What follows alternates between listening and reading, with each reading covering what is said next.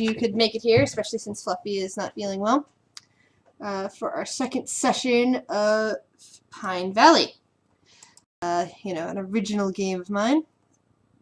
Now, 3 out of 4 of you, since there's only 4 of you left in this game, are currently in a single group, and that group plans to head to the same area that the 4th person is in. So the plan is to hopefully have your characters rendezvous.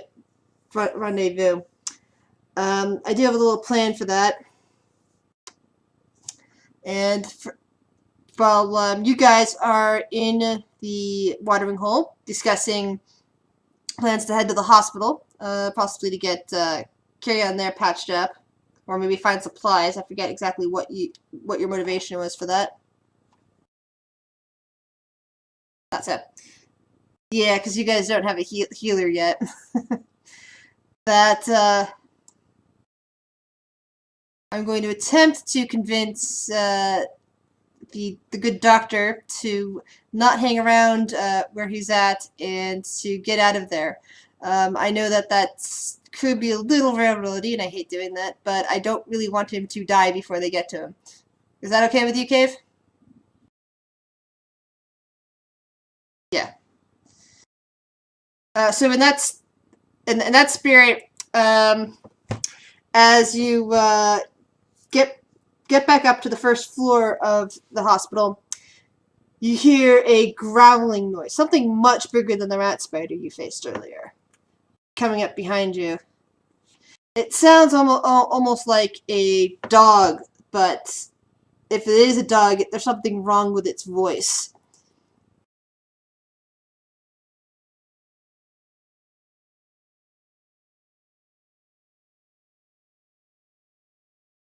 What do you do? It's pretty close. It's kind of like you're near the top of the corridor. It is at the top of the corridor. You'd need to head south from here to head back out of the building.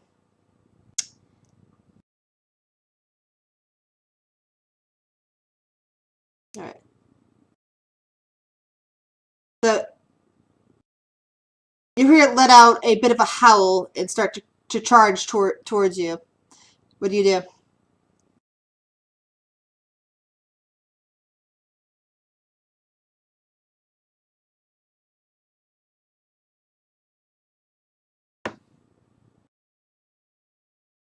You're going to stand and fight?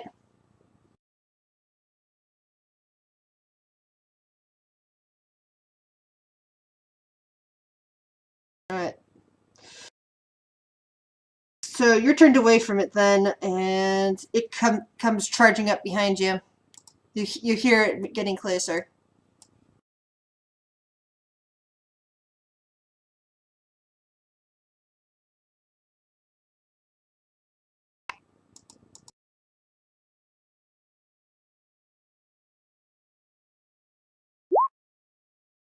As you look at it, you see a creature that has the general body shape of a dog, with 3 long spines coming out of its back. The face, however, is split open, as if it has 3 jaws instead of a single one, showing massive amounts of teeth and a long tongue that just kind of spills out of it. It's running right for you.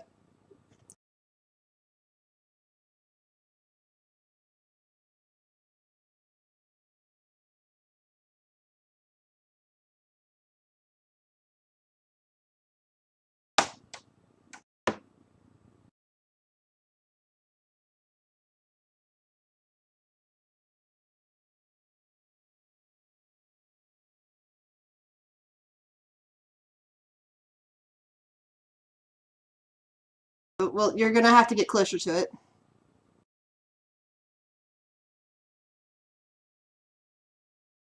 It dodges out of the way and goes in for the attack.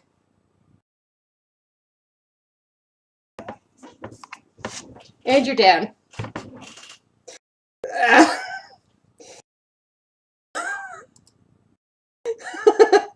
Like I said, you needed to get out of there.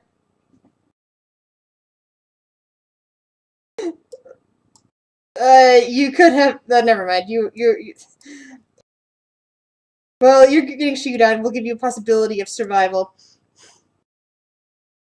by going off with these guys here.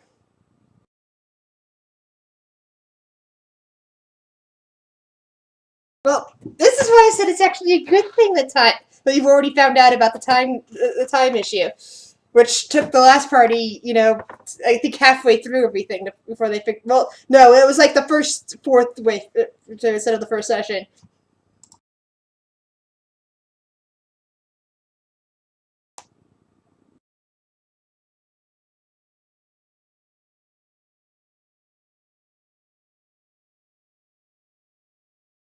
Celestial, yes,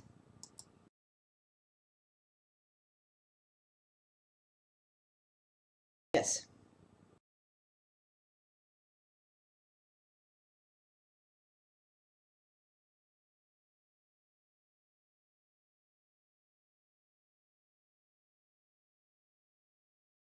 You're not the only one in the game that can, but you're the only one in the party who can. Because the other one is the character who's not quite in there yet and can't be until we find a second for his party. Yeah, me too. Especially since the doc might be dead. Alright, so at the moment you have a dilemma. You were debating whether or not to take Clyde with you or to convince him to stay in the bar there and keep him safe, since he is the CEO's son. Um, and your entire reason for being down here at this time is to bring him back.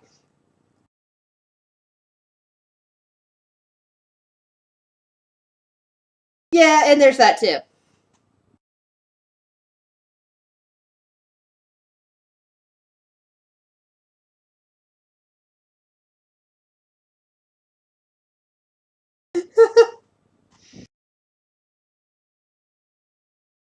So that's all right. Just give me a gun and I'll be okay. Right up there, if there's some weird shit going down.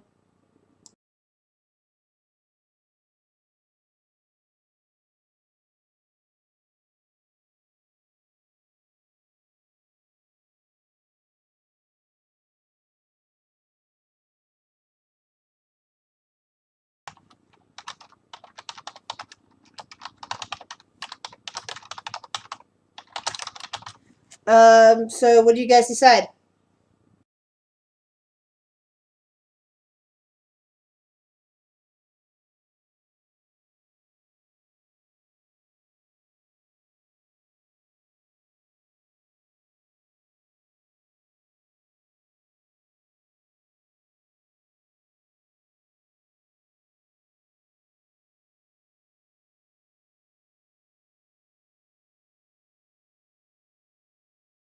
How'd they do? A dwarf with a shotgun.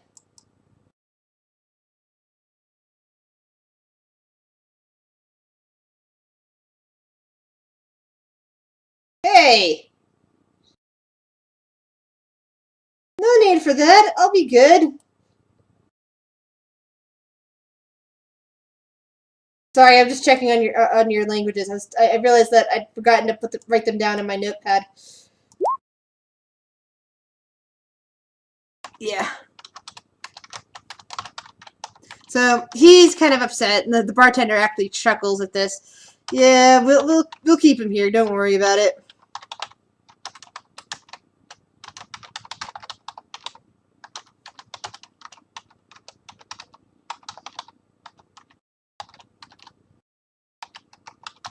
Like things invading our little sanctum here. Look, we'll try to keep the door open so that a million years doesn't go by or something like that. But if something big passes by outside, we are not going to be leaving them to come in. Like we said, the rats are not the only problem around here.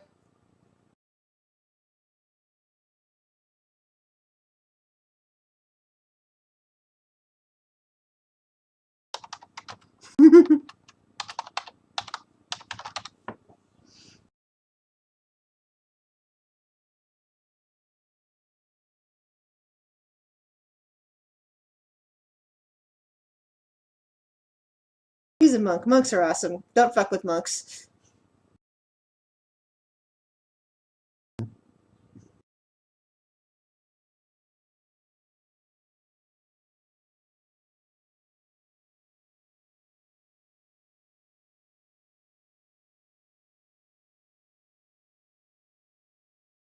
Alright.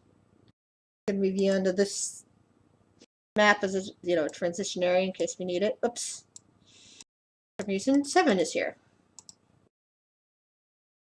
Yeah. Actually, none of you will be able to see that anyway. Oh well.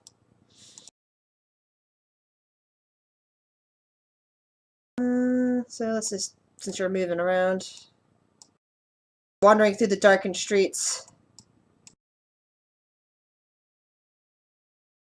You're heading west along them towards the hospital.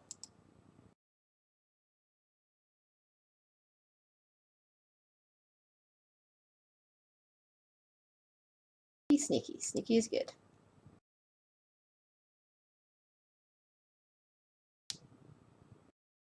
So, Toothless is nearly invisible. You guys only know he's there because you've been around him enough. Actually, all 3 of you are are almost invisible. And you're being extremely quiet. As you move along the streets towards the hospital, you don't need to actually move your tokens because this is just it's kind of like with Out of the Abyss. I was using just a marching order, so you're not actually moving anywhere. Yeah, I'm basically trying out theater of the mind instead of trying to make actual. I've got some actual maps for this, but yeah. So you head north, and then you have the possibility, knowing a bit of the layout, having been told, you can either continue north to hit the street up there, whose name is Spring Street, or you can head west past the supermarket, well, on the other side of the street from the supermarket, along Wood Street, which will take you towards the train station, and then head north from there to the hospital, along Foxwood Lane.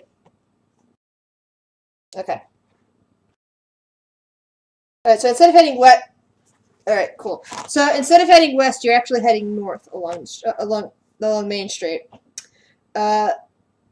Everything is still as dark as it was before, but as you get towards the supermarket, you notice that there is faint light coming still on inside there, possibly an emergency generator, much like with the watering hole. The watering hole also was kind of lit up.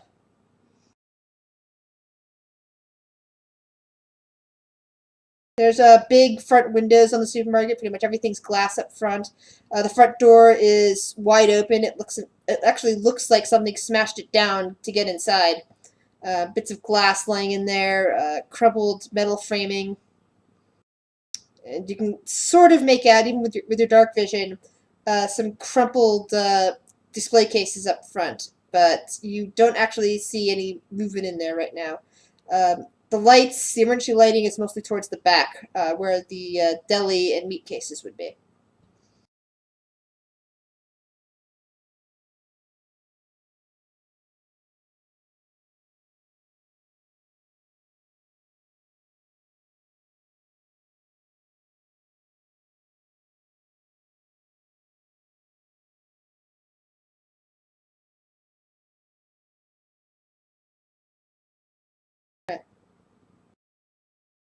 The eerie quiet continues as you head north.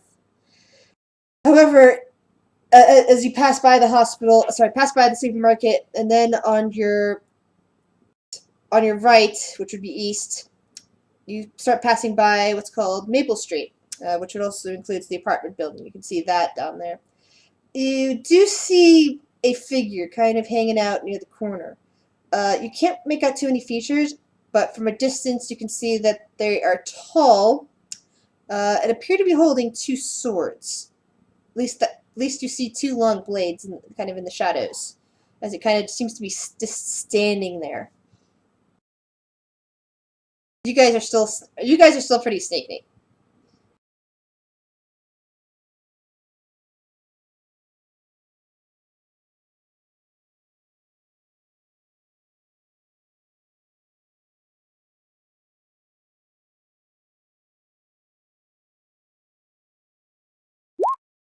That means stealth roll and perception check. Sorry, I thought you were typing for a moment, and then I realized it was somebody else. Alright. And perception check. Alright. As you get closer towards them, you can definitely see that there is no outline of hands. Instead, the arms of whatever figure you're looking at appear to just end in two swords. Each arm seems to end in a sword. Uh, the figure is tall and gaunt, with a head kind of humanoid shaped, but you're not seeing any other features on the said head. You're not really seeing ears. You don't even seem to see eyes, but you do kind of make out a slightly moving jaw, as it seems to be just standing there, swaying slightly back and forth. Roll a wisdom saving throw.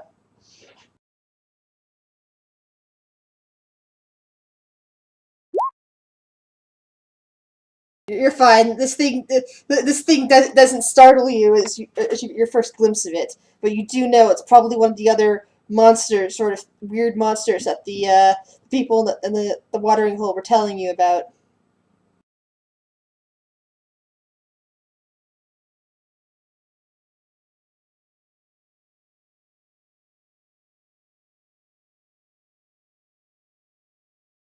Yeah, you're kind of like in the between. You're basically in the exact between spot between the Wood Street and Spring Street right now. Maple Street is basically Wood Street and Spring Street are both on the western side of of Main Street. Maple Street is on the other. Maple Street's kind of in between the two streets. So since you're almost right next to Maple Street, you're kind of in between. You can pass by it, but right now you're sneaking, and it's unclear if it would see you anyway because Toothless didn't see any eyes on this thing. Didn't see a nose either.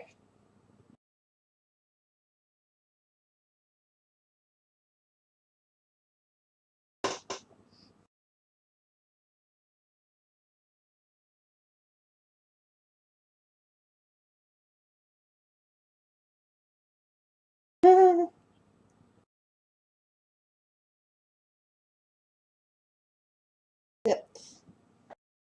You pass by it, and it doesn't seem to notice you because the main street is large enough that you leave it on the junction of Maple and Main, and your guys are just kind of on the western side of the road, moving as silently as you can.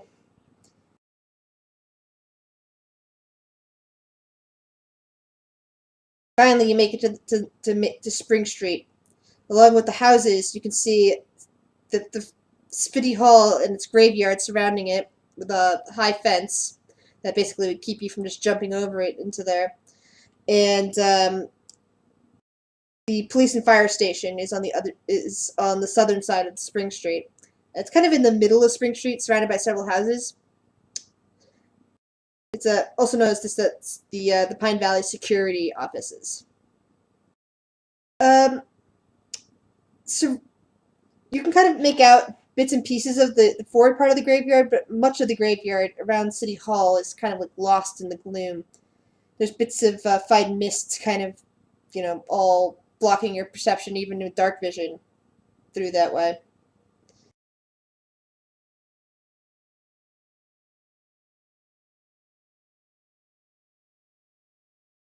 Whoever's in front, roll me a perception check.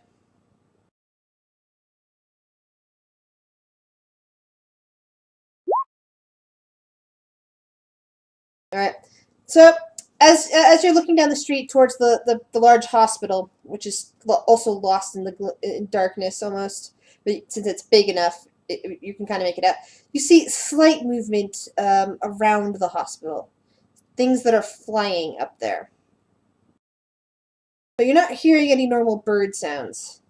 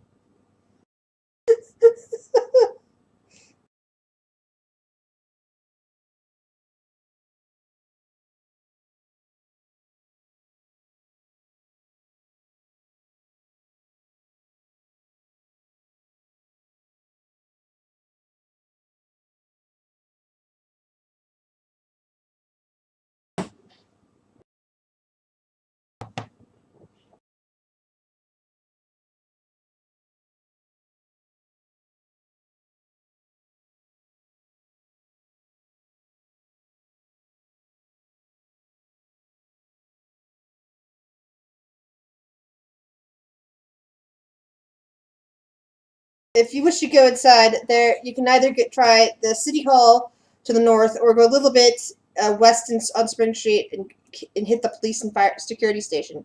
The hospital is way far to the west. You can just see it way down the street.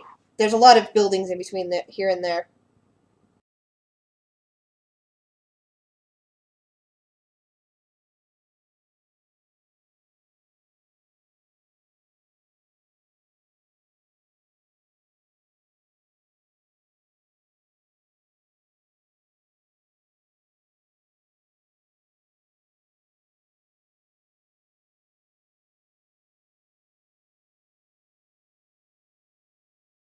All right.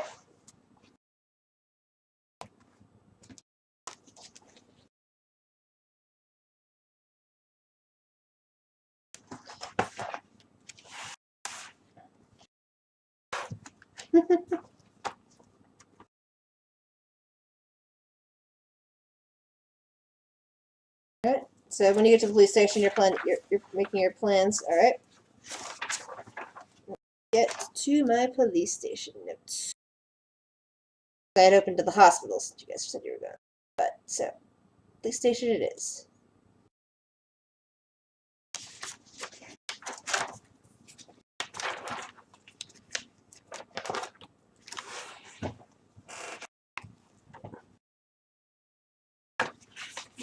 Gas station.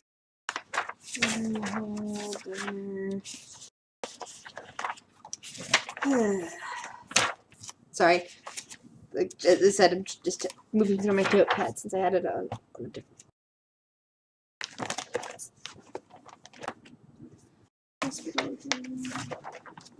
Ah, here we are.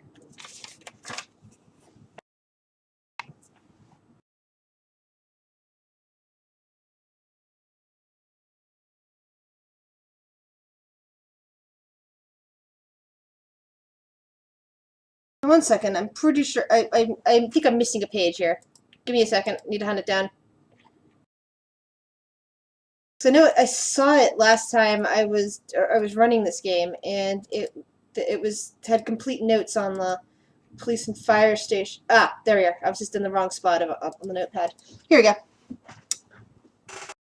So, the police and fire station, also known as the Pine Valley Safety and Security Offices, sits on the south side of Spring Street.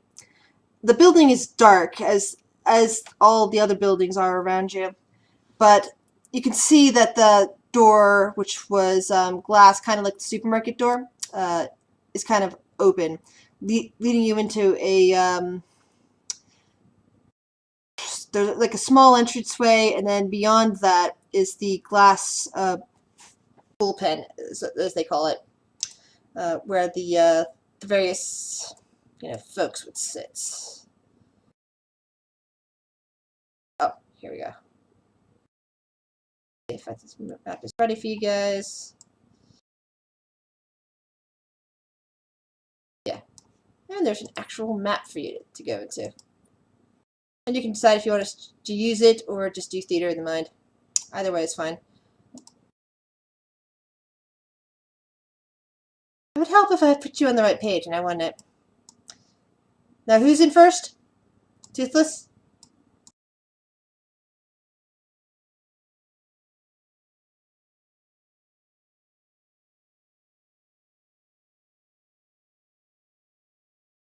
Okay. Help if I actually moved you to the right spot. Not that one.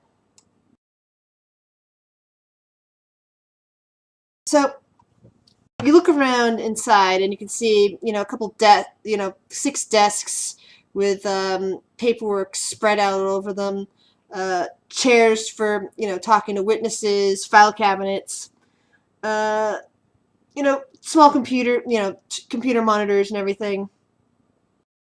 Everything's empty. You can kind of see a door to the south of you. And here, it probably leads to the rest of the station. But this area is like, it's for the common folk to come in if they have a problem and need to talk to the cops, or for the cops just to quickly leave out from and jump into their cars and drive somewhere.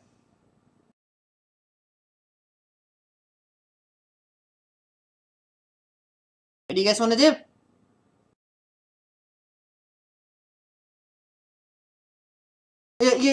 You've already opened the door. The Toothless is standing in the doorway.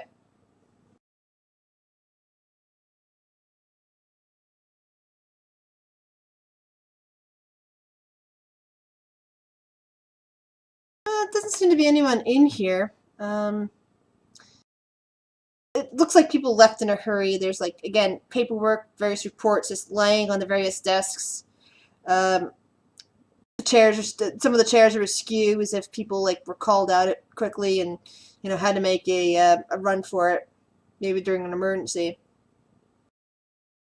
So basically, what you see: 4 desks on one side, 2 on the other. You can, you know, plainly see that there, and each of them have you can see, like, a desk phone on all of them, and small computers with the nice flat monitors, giving enough room for paperwork and reports.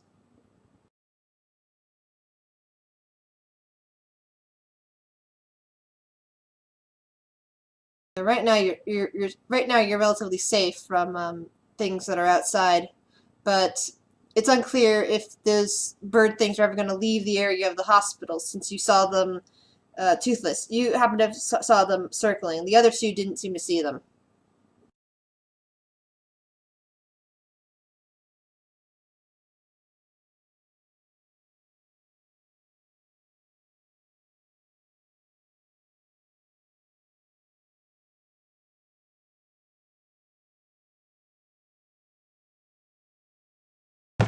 Anytime you see a a symbol like this, where there's just a black line sticking out from other black lines, that's a door indicator.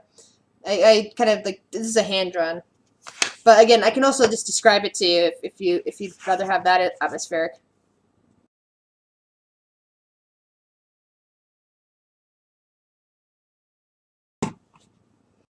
It appears to be unlocked, but it is closed,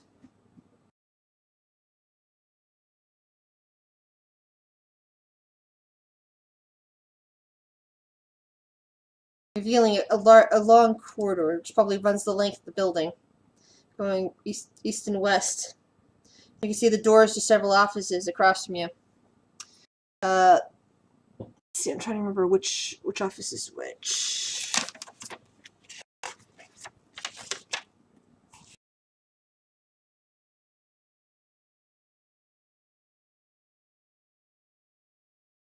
All right, it's hard to tell whose office this belongs to. There is a placard, placard.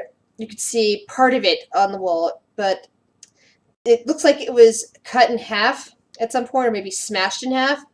Part of it is still on the wall, and you can see that there is blood smearing it.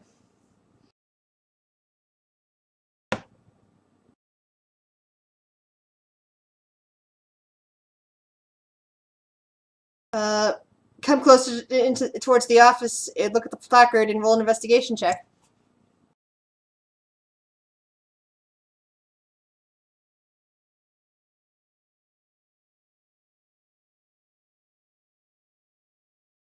You have no way of knowing.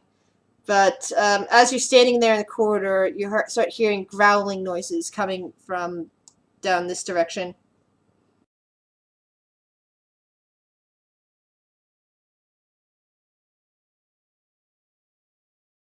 There's also a rank odor hitting your nose at this point. Definitely something has died recently here, and you can smell much fresher blood coming from that same direction.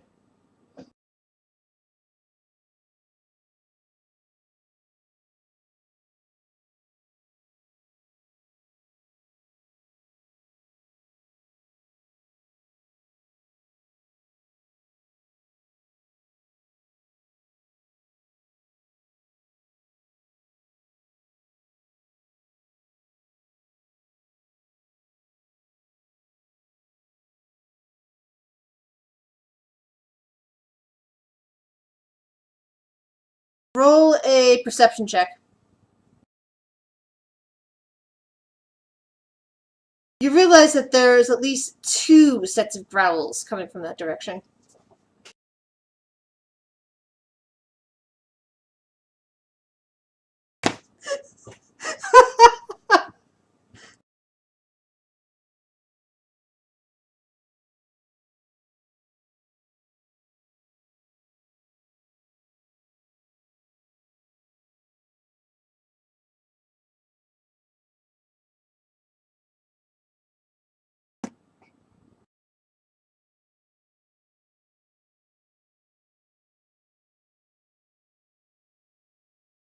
tap, tap, tap, as if nails are clinking along a bare floor starts coming from that same direction, followed by a growl slightly further away from that sound.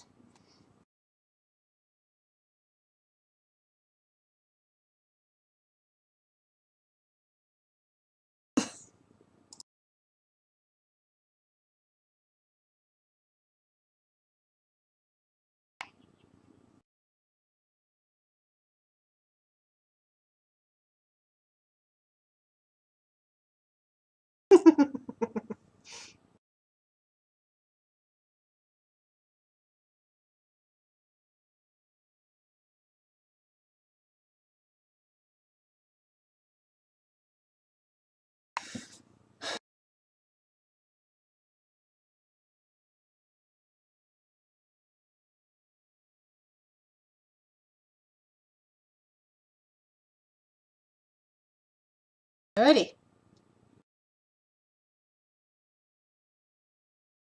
You can come back later when you have more power and more health, more of a other stuff behind in your belt. So yeah, you continue on. Roll a perception check.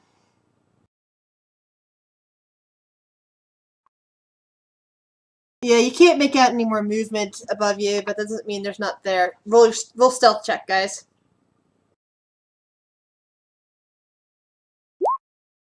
Ook. You're near. You're nearly to the hospital when suddenly Toothless trips over his own feet and knocks into a trash can. Suddenly, above your heads, you hear a screeching noise like a large bird, followed by several others.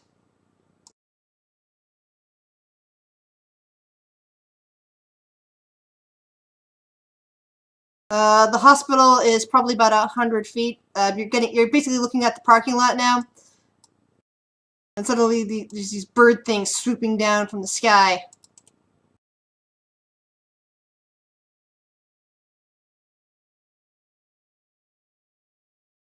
Yes, basically.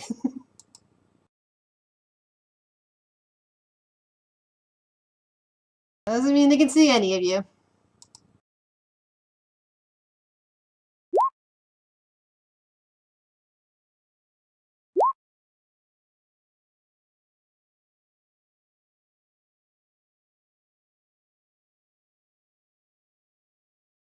And you can see 5 of them actually all together.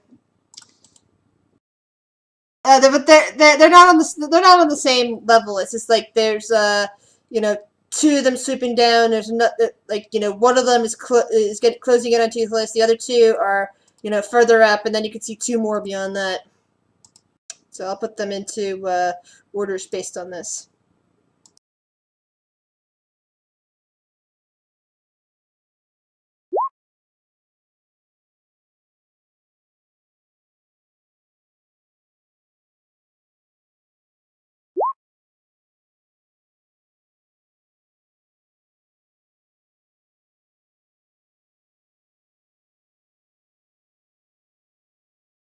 They're fast. Toothless. One is closing in on you rapidly. The others are further up.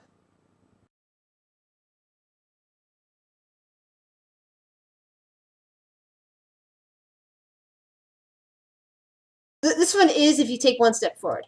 The other 4 aren't. I said no. I said one's almost on top of you. The other 4 are still up in the sky.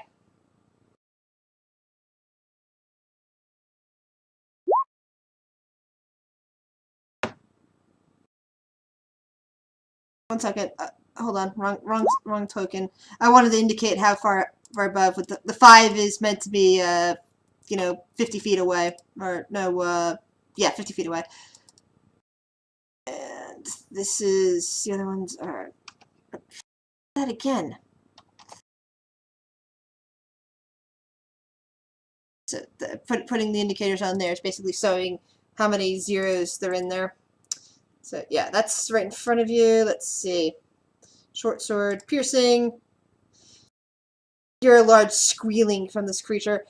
Basically, to describe these things, they do resemble the general shape of birds, and not like bats. Well, they don't appear to have feathers anymore. It's like all stretched skin, as if they're like a, the bird you just caught for a meal and had just finished plucking all the feathers off of it, suddenly come to life and attacking you. Except these things don't look like they're undead either. No, it's not. It's not dead. Sorry, I was giving you. I wanted to give you a description for what you were looking at. Not cool. All right.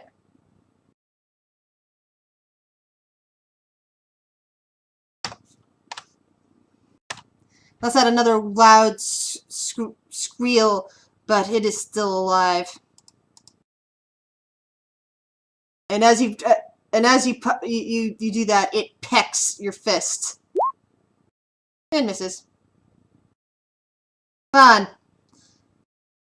These guys indicate that they're another additional 50 feet above your heads, and that far away, and these are 90 feet.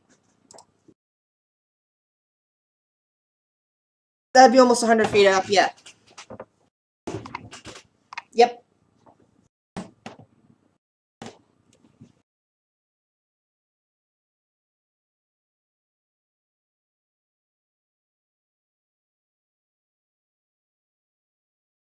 Excellent. All right.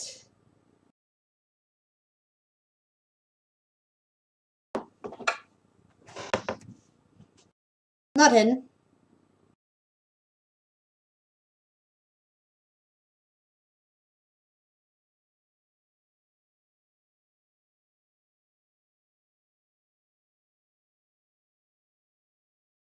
Yeah, that wouldn't hit even if you had advantage on it.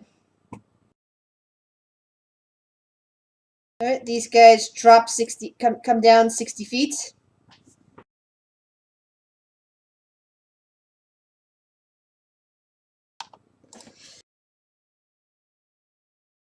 These guys all basically start surrounding Toothless, because they drop 60 feet as well, and move forward.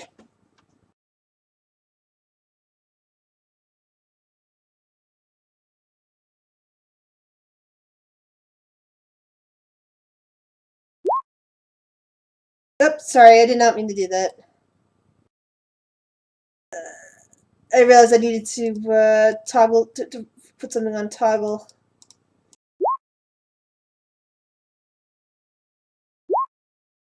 $22.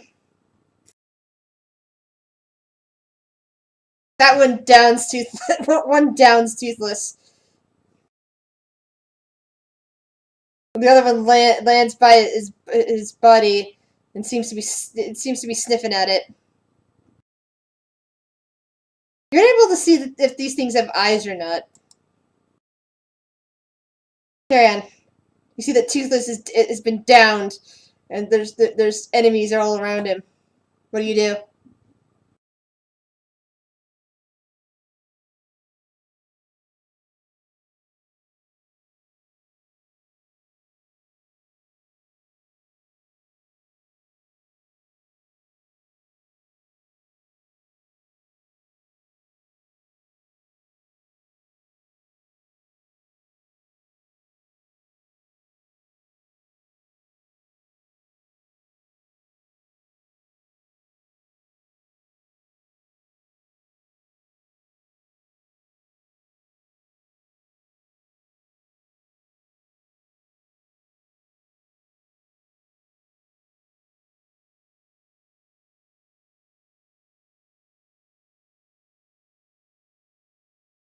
All right.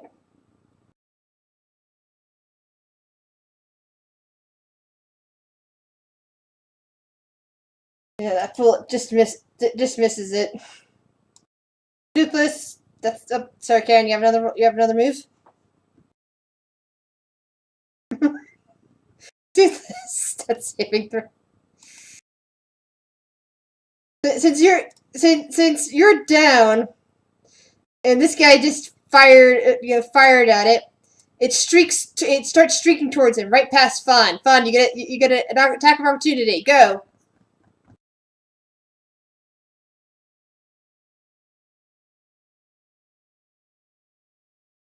You manage to stab it right on time. It lets out a shrill screech and dies. Fawn.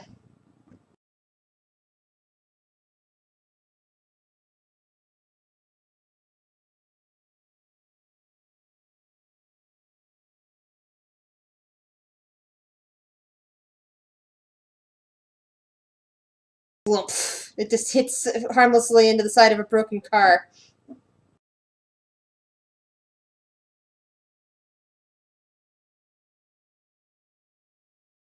These two back there wheel around and after seeing what was probably the leader of the flock die and fly back up into the sky, vanishing.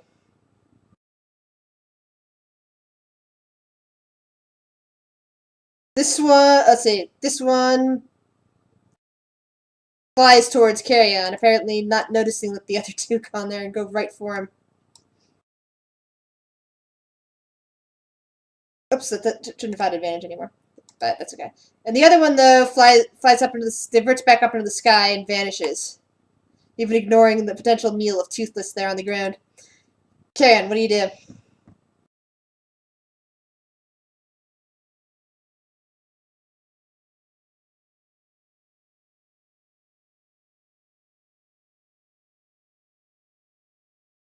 Dodges out of your way, wheeling around, readying its sharp beak towards you.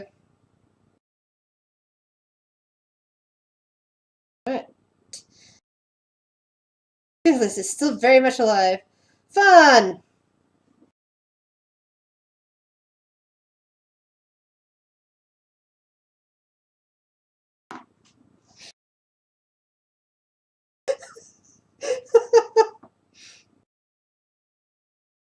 This time it's a direct hit. The bird lets out a shrill screech. It turns from Carrion. Carrion, you get an attack of opportunity as it heads towards Fawn.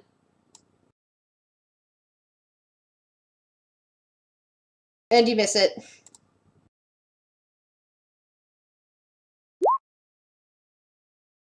It misses. Carrion!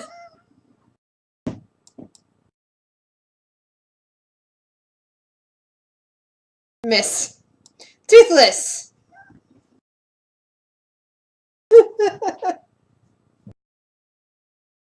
Ooh. You got a slight gurgle and blood comes up to your lips. Well, to your beak or whatever. Fun!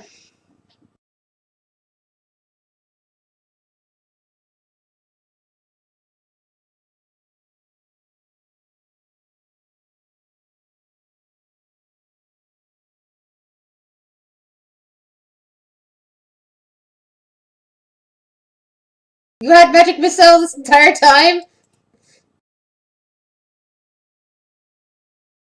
Okay. And it's dead. Let's see how much experience points you guys get.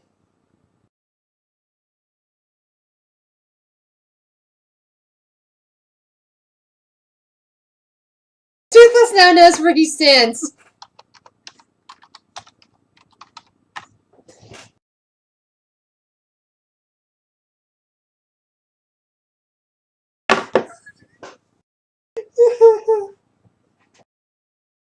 So, do you have a medicine check for Toothless or what?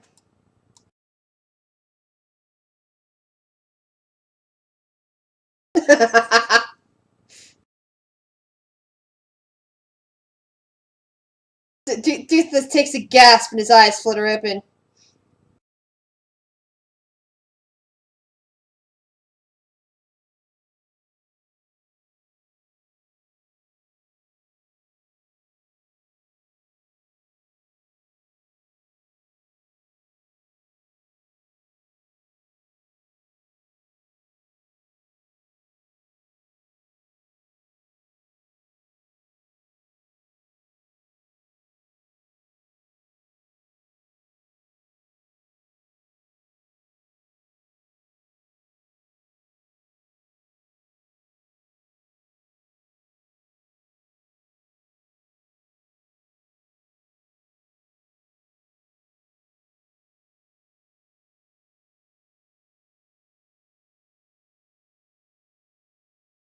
So that's how you get punched in the face.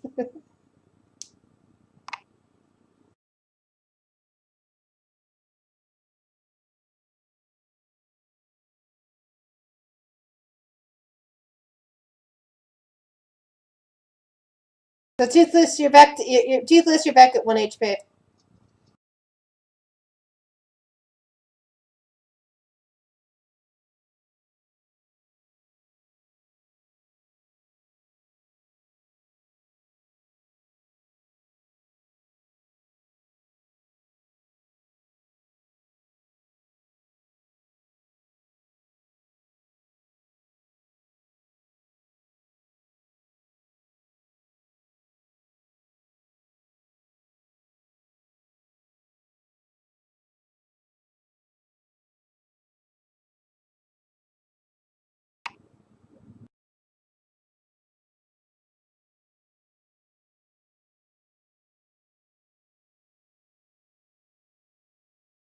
All right.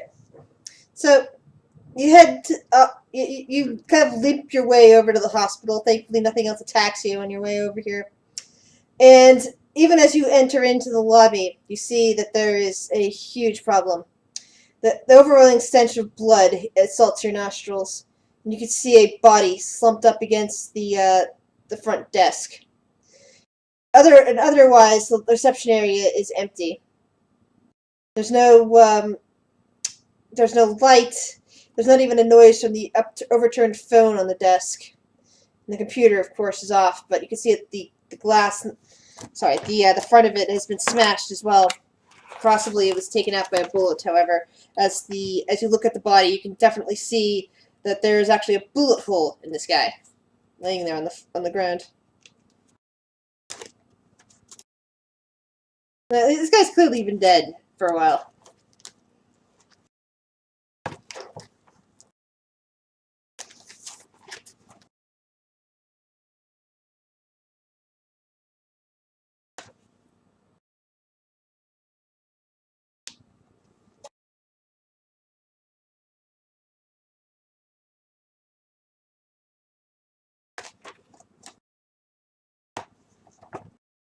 All right.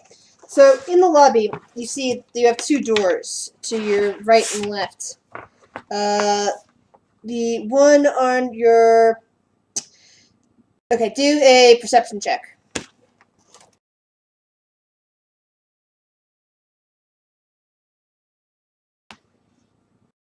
All right.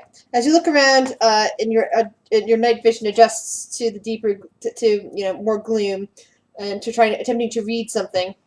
Uh, you can see that the one on your left or west appears to be some kind of hospital staff lounge. No, sorry, it's the waiting area and staff lounge combo. While the one towards the east or on the right is listed as the ER. It has the much wider doors designed for you know for crash carts and everything like that. People just being pulled in, loaded up on ambulance, and just thrown it pulled in there. Which direction would you like to go in?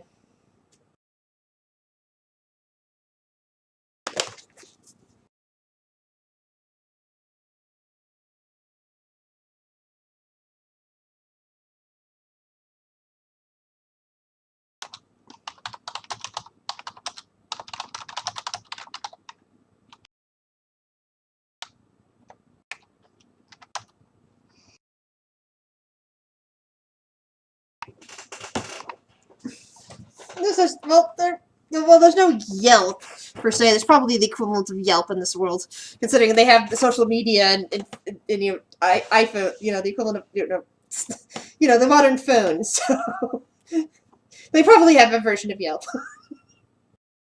But anyway, so leaving the body behind here in the lobby, you head into the ER, where there's more horrific smells of death and worse. You see several. You see basically several uh, sectioned off areas with those curtain rods around them, with the the large cloth ones that basically separate patients in an ER room apart from each other. And towards the south, you see one of them open, and you can see yet another body, another doctor who looks like he's been shot, and he's kind of crumpled up against the wall. There's also 2 doors, both on the eastern wall, closed. But there's like several different partitioned areas. You can't really see the ones to the north side of the room. Just the one in the south with an empty bed and just a dead doctor laying on the floor, crumpled against a wall. What do you do?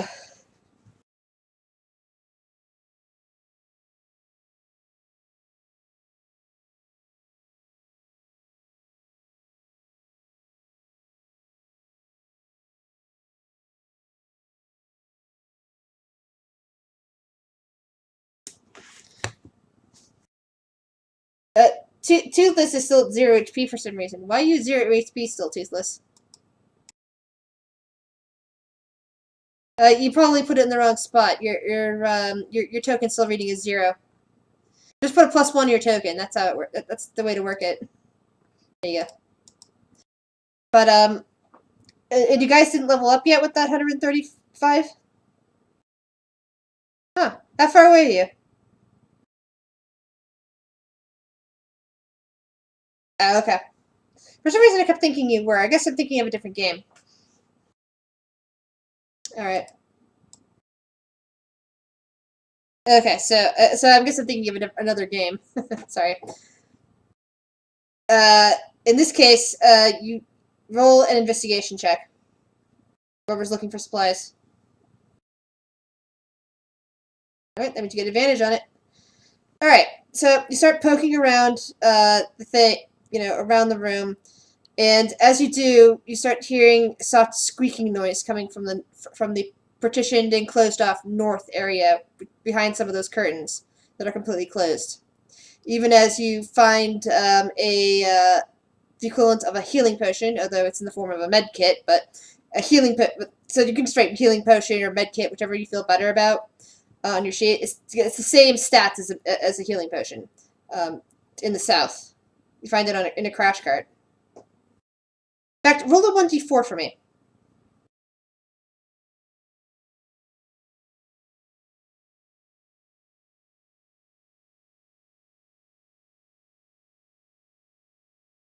Alright. So, in fact, you find 2 med kits, aka healing potions. There in the crash cart, even as you hear several squeaks coming from the north, along with the slight sound of fabric being torn.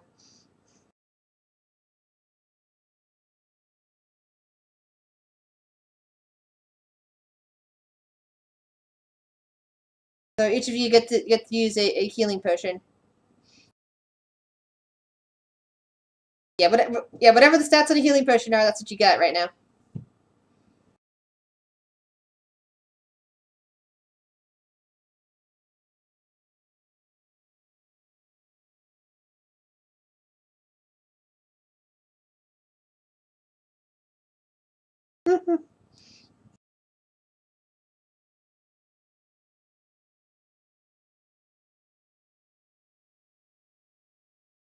As you do that, several spider rats come bursting out from behind the partition.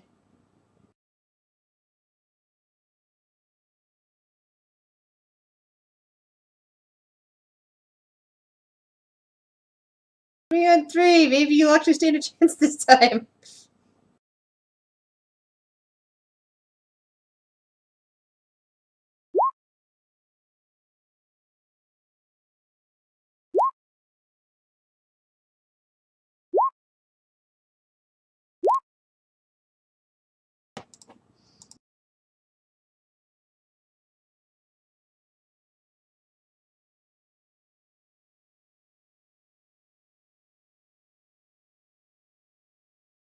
All right, there you go.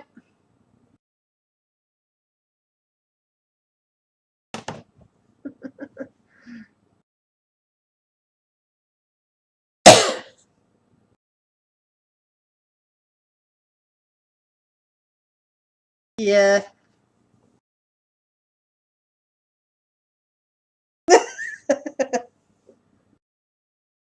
So fun.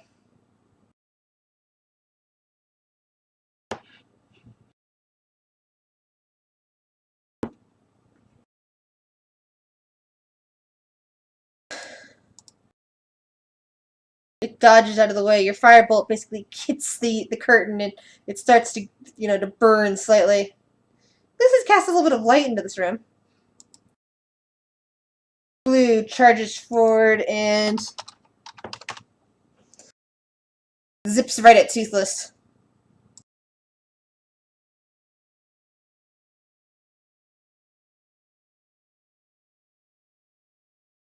It bites your ankle, Toothless. Then green charges forward and also for some reason goes for Toothless.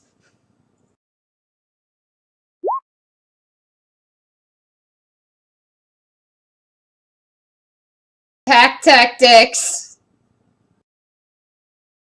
Yes, you do. You have pack tactics as well. Go Kobold. Kobold gets inverted. Woo!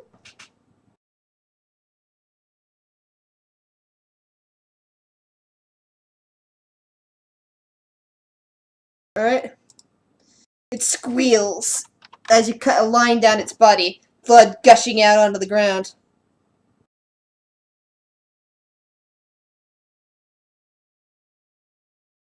It's still alive. Oh, no, it's not. You basically kick your foot out, and it obliterates. It turns into this fine red mist all over the place.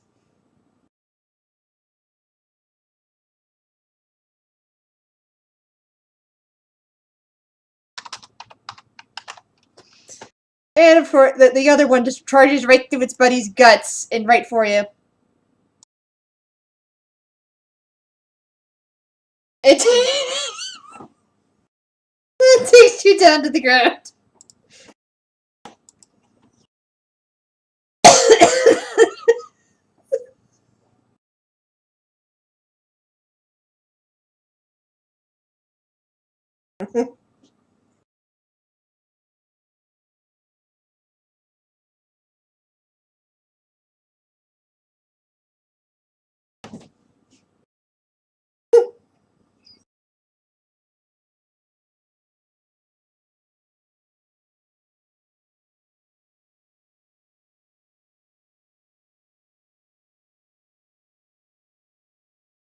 Fun.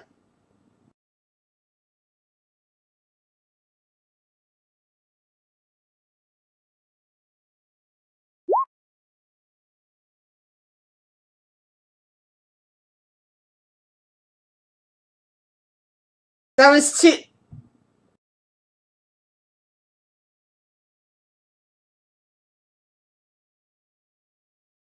Okay, if you didn't have moved, you're not downed either because that would have downed you. Carry on. All right, so Fawn, it's your turn. Well, they would have downed you had you moved. All right.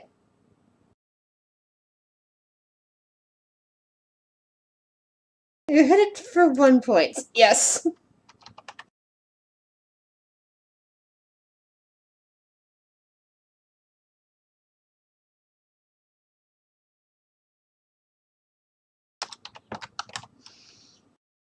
It turns, as if searching for the source of the firebolt, but then goes for Carry-On's ankles. And misses. Toothless! All on you, buddy. All on you.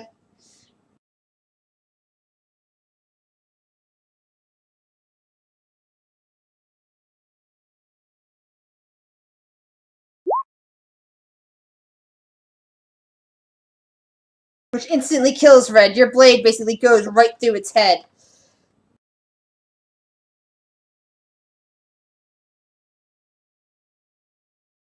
Oh yeah. That one goes smashing against the door At which point you hear this. You hear beyond the door, over towards the the eastern side of the room. Beyond which you suddenly hear a whump and a slight gurgling noise. It sounded much harder than a rat falling out in that corridor out beyond it.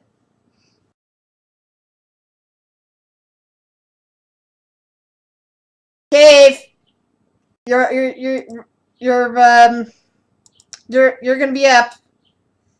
Roll a death saving throw.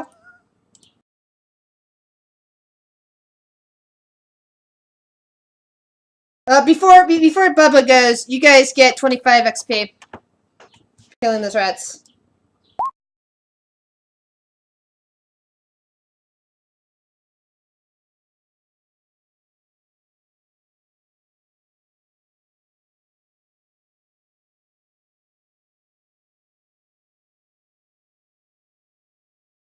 So fun. You just heard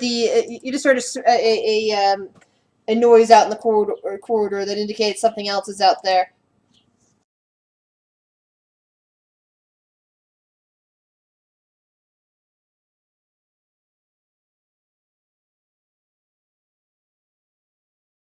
Let's just say there. You're looking out the door at this point, and with your dark vision, you can make out a form sprawled on the ground. It appears to be, a person, and something about the size of a dog, although you can't make out its features. That seems to be attempting to gnaw on him.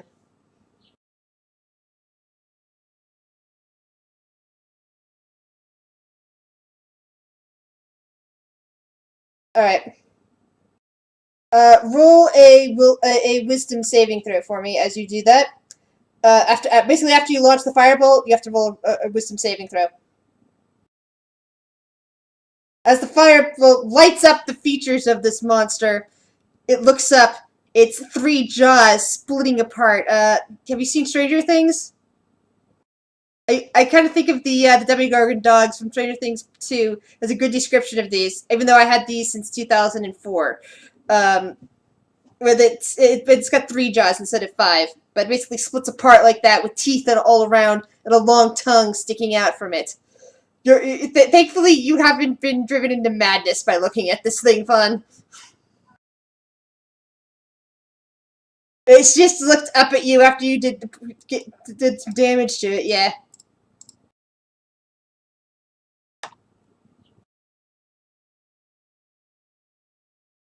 You got the swinging door closed behind you? You let the swinging door close behind you and basically moved back towards the others? That's basically an unknown to you guys. You have no idea whether or not things actually change beyond there or if things just close behind you.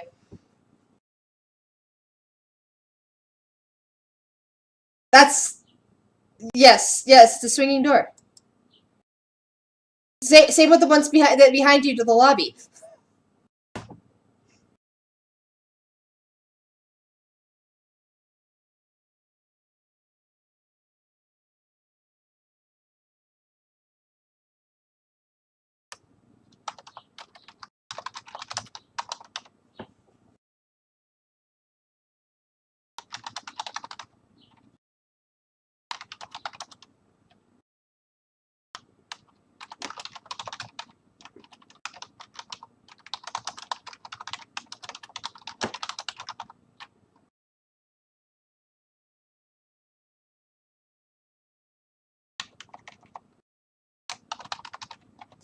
Alright, as you do that, you can see the beast is just kind of loping down the corridor, leaving behind the body that it just knocked down, and charges right for Fun. Yeah, you're unconscious.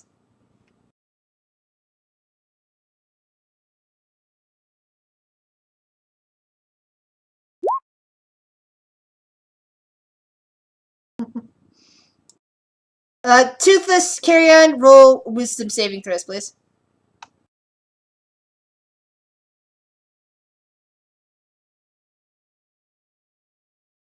Toothless is not scared at all of this thing, however, carry on. When you see it, you're basically paralyzed for a round. It is scary as fuck to you.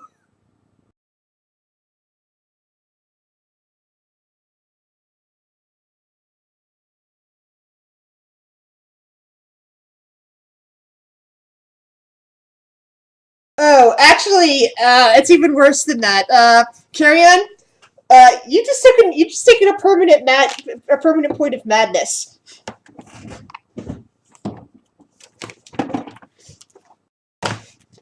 I'm gonna have to look at the madness table to see what happens to you. I didn't realize that you already had. I'd already given you several madness points, and you hadn't had a chance to heal from them yet. So that just kind of short circuited something in your brain.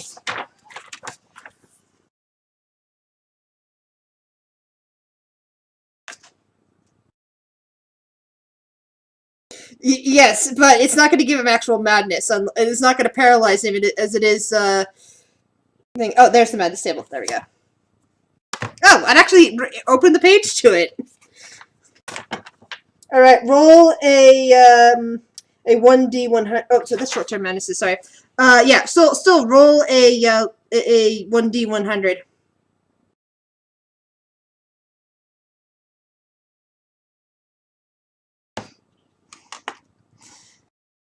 Actually, it's going to be a long-term madness rather than indefinite madness. I'll wait on the indefinite madness, but no, short-term madness. Sorry, this will be a short-term madness because this is your first madness, so this is short-term madness.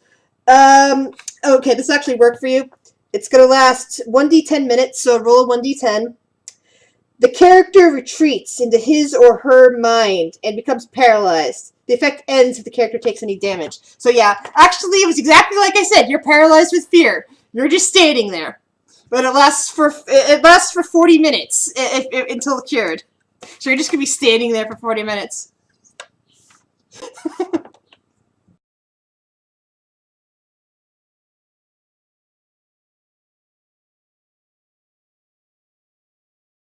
Pack tactics. It's great to have a kobold in your party. Yes. He did that by accident. He wasn't trying to hurt you. All right. So it lets out a gurgling snarl as you do hit it, and then when you kick it, it seems to lose several of its many teeth. But of course, that was not going to impair its bite. But carry on, you're stuck there. You're going crazy. Bubba D, time for you to roll a death saving throw.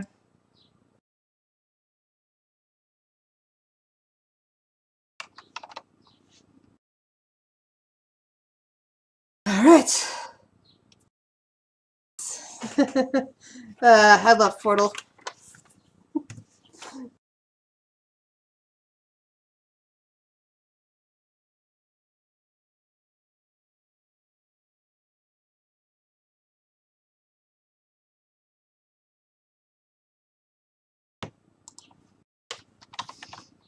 More blood comes trickling down and immediately goes for Fawn.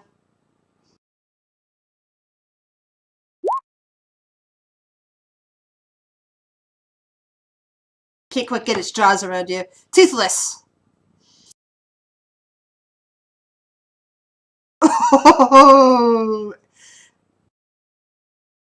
you short sword it, which causes it to squeal, and then suddenly you kick it, propelling the body back into the corridor, and it just kind of skids out and lands, feet up. Congratulations. Bubba D still needs to be healed. Somebody needs to go get him. But everybody, including Bubba D, gains 20 XP.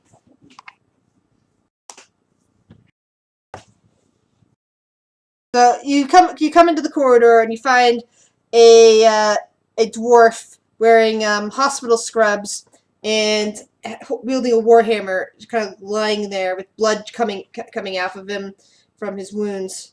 The hammer also seems to have bits of crushed rat spider on it.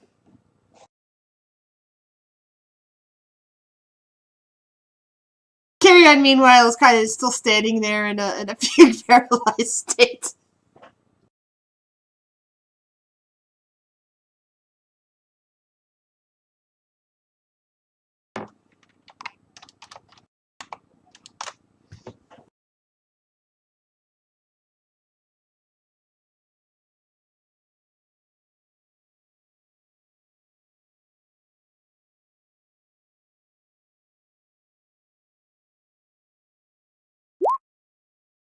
you don't have advantage anymore.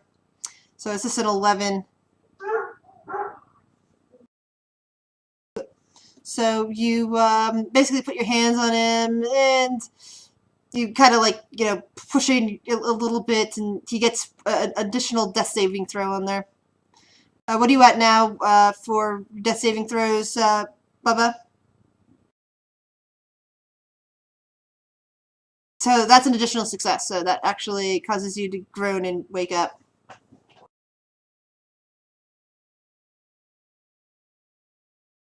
You look up and see a kobold above you.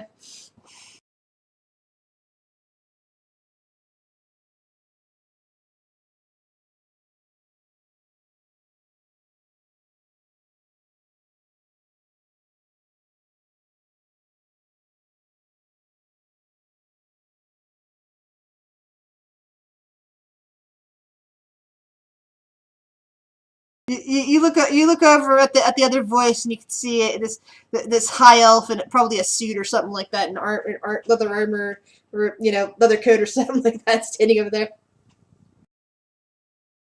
Yeah.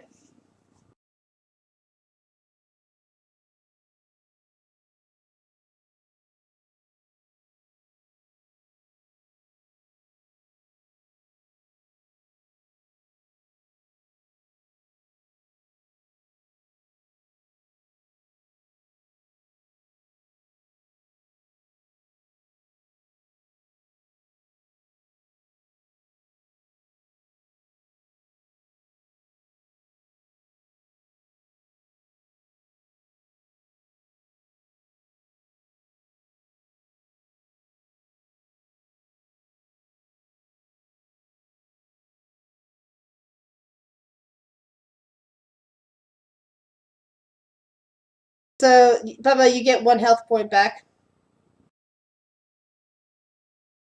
You can come into the ER room, which you notice now that there's a dead body in the corner of the room, along with several of those smashed rats.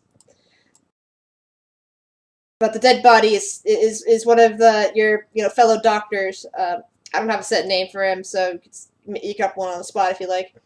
But it looks like he's been shot rather than clawed apart. You you do seem to recall there was shooting before all this started all this weird stuff started happening, and you'd barricade yourself in that one room.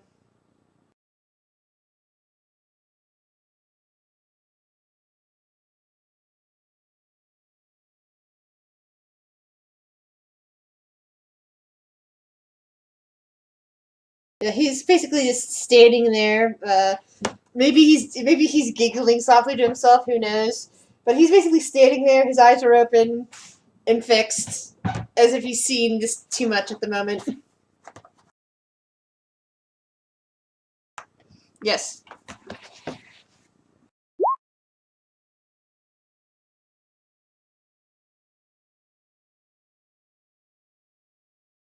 Make a strength check.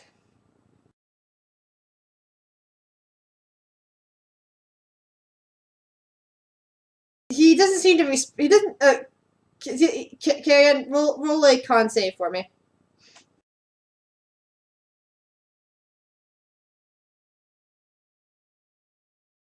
Yeah, you're basically just standing there. He's like sitting there, completely unresponsive, as if he's catatonic.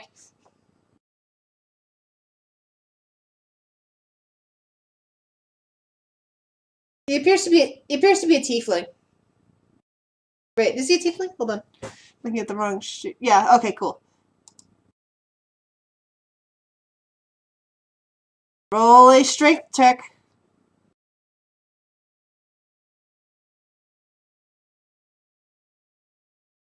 Oh yeah, you're a very strong dwarf. You just basically picked the tiefling up and are now carrying him. You won't be able to be effective in battle, but you can carry him and you can move him around.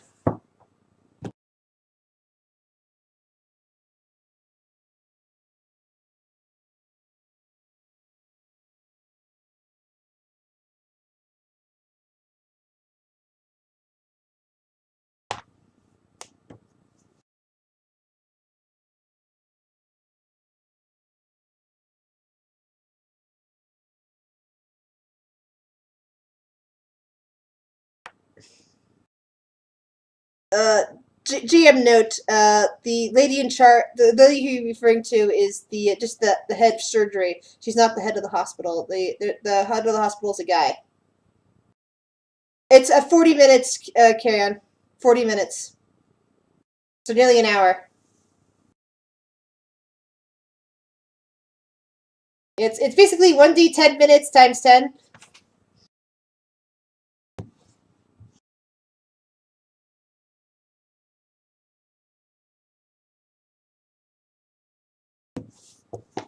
So you're continuing on inside the hospital?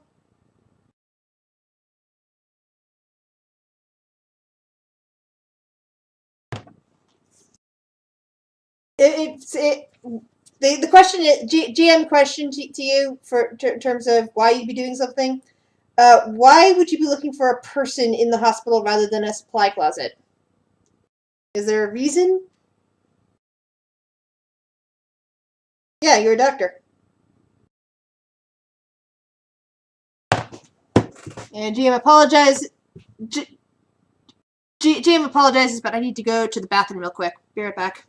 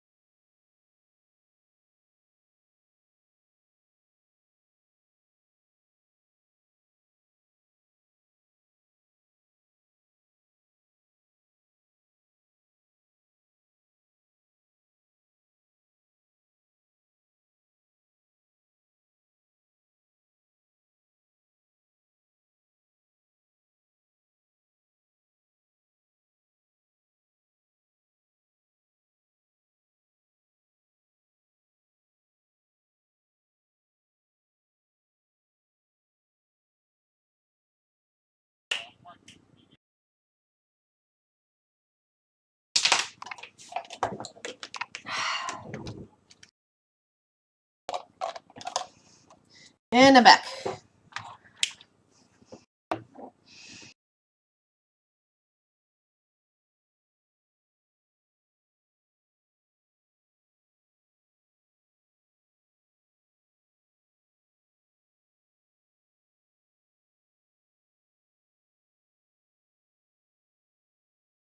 So, what'd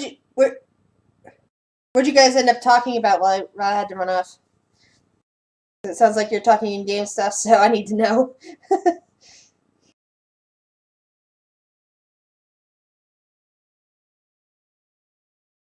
All right.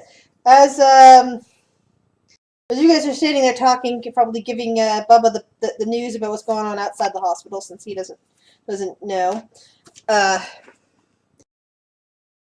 yeah.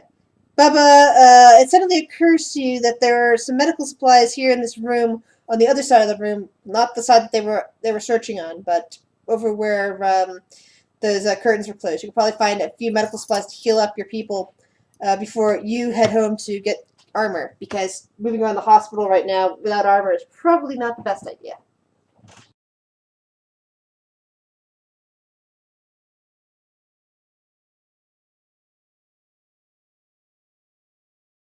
Oh, they're both swinging doors, so there's nothing in the lock. But then, which door are you talking about? There's four. There's three doors here. I said there's and it's in a supply cart. You know, it's not. There's not doors there. There's just drawers.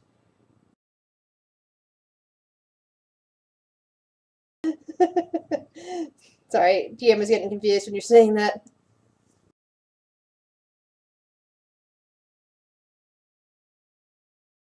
Roll a 2d4. Yep, 2d4.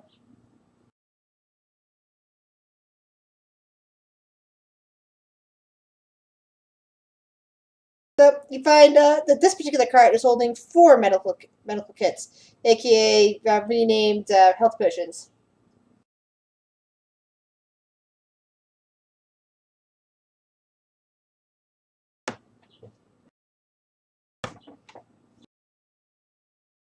So basically, everybody now has a medical kit. And I'm reminded of Left 4 Dead. Anyone else reminded of Left 4 Dead? No, all you need is to find the ammo and the weapons in the safe room.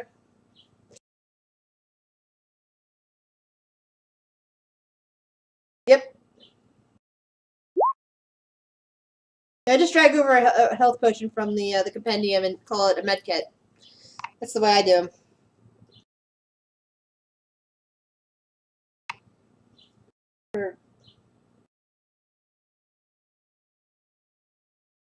You're probably just like tucking it into the carry-on's, pocket or something.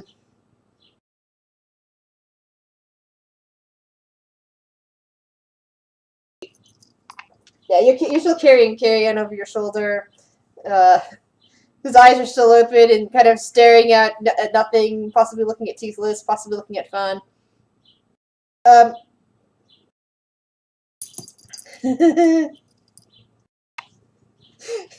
Perfect use of his name and Fun. But as you get out to the lobby, Babadi, you notice that the another doctor is, body is just laying there crumpled against the desk, reception desk.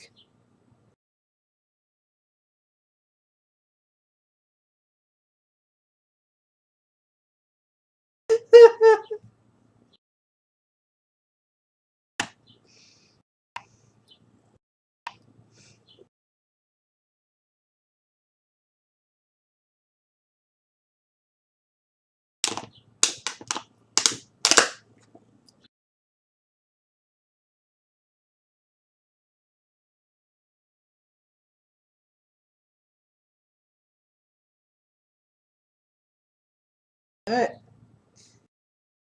So, how would you guys like to do this? Are you going to attempt to stealth again, or are you going to try to bring the raft of more birds?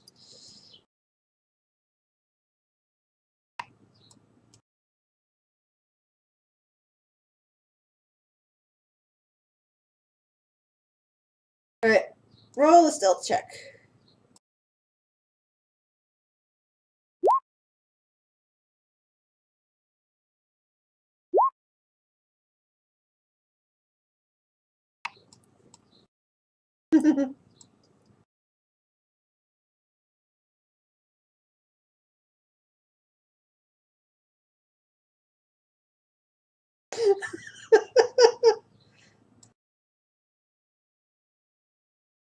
Yeah, hold on. Bubba's token wasn't fully set up. Let me fix that real quick.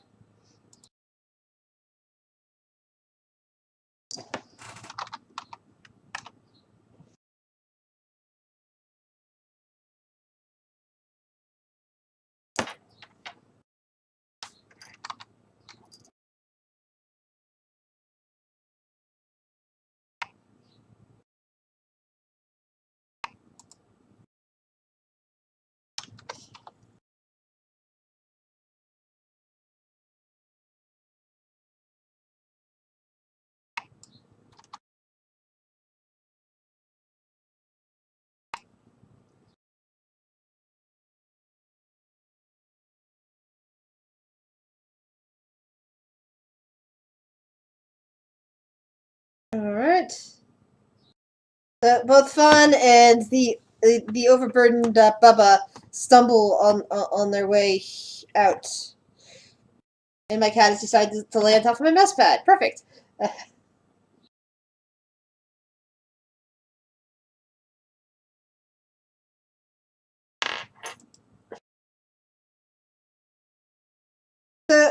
as that happens, yeah. So as that happens, once again, the birds circling above the hospital react and come screeching down.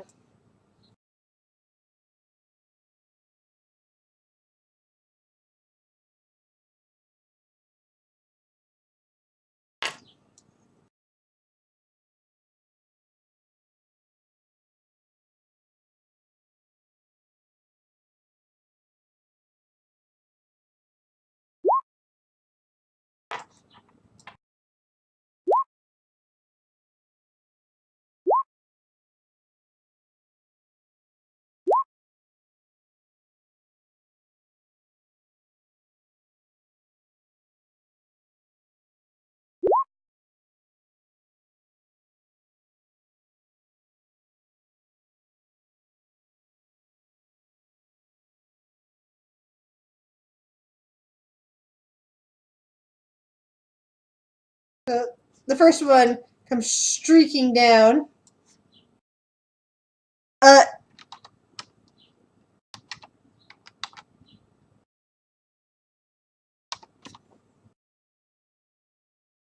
and circles around, finally landing, pretty much landing in front, nearly landing in front of Bubba.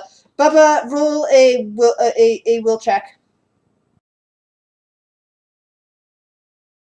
or save. Oh, sorry, save. Yeah, it doesn't matter.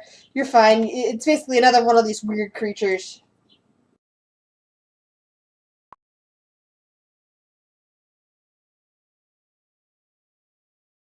Wow, you have a 16 in AC even without your armor?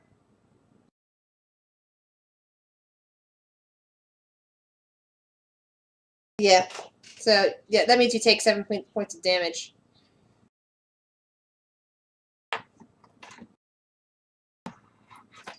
Fun.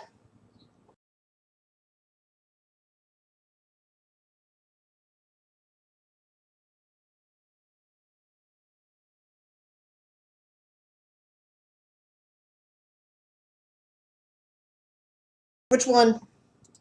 One in front of you? Okay, cool. You hear it make a squealing noise as you stab it with your dagger.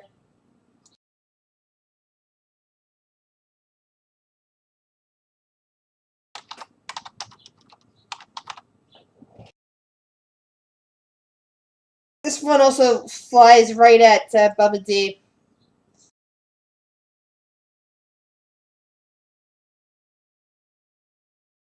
I get knocked down, and I get up again. I'm gonna keep me down. I get knocked down. I get up again. Yeah. Oh! Carry on! You get dropped. Roll a constitution check. Roll. Actually, the dwarf. You would fall on top of the dwarf.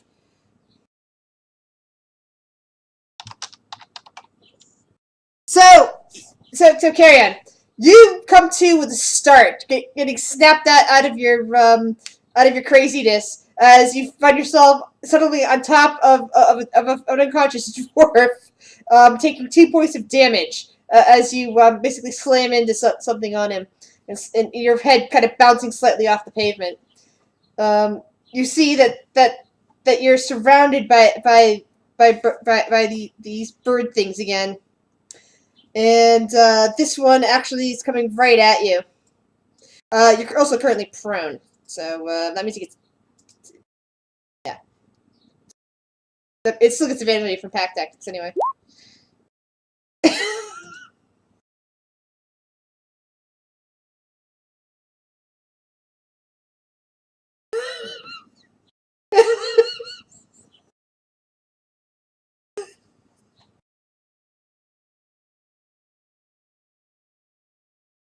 Toothless! Go Toothless! You have the potential to kill them, and you have a pack tactics advantage on them. Save them. Save them. So you go, rah! You basically stab your blade right through this bird, which then crumples into the ground in front of you. leaving you room to move towards the other one, which is down Bubba.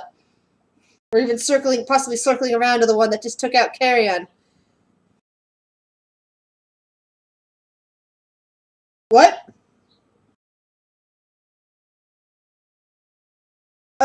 It would be a bonus action.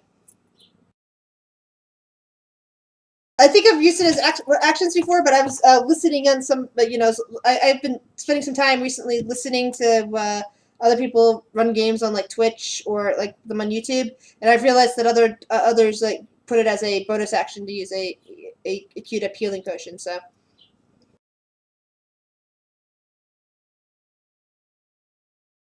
Carry on. Death saving throw, please.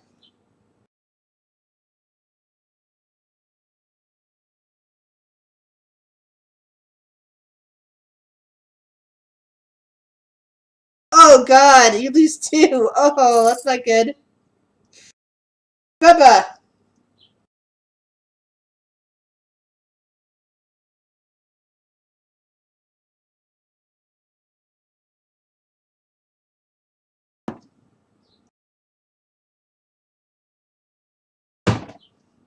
Okay, Bubba is still alive. That's good. Fun.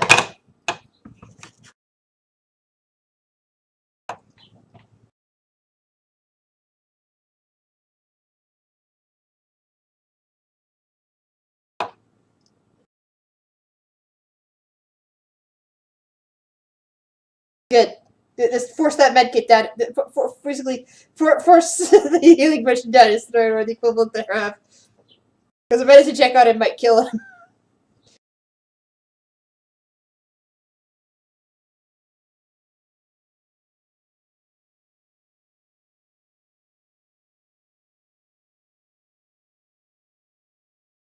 Yep.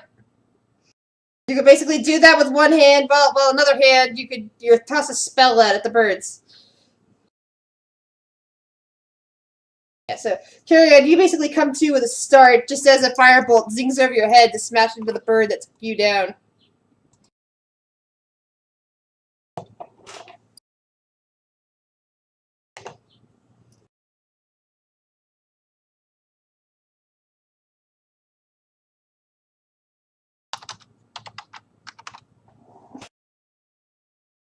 Yeah, and this bird flies around and immediately goes for you.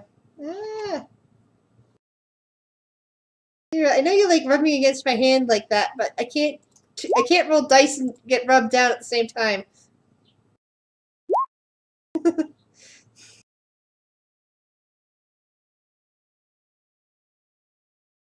And this one, let's see.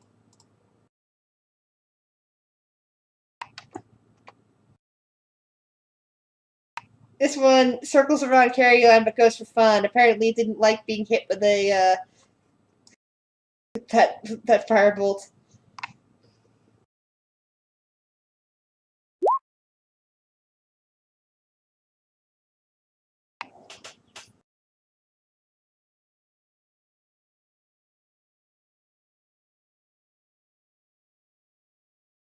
Toothless is your damage, not your tank. Who's your tank?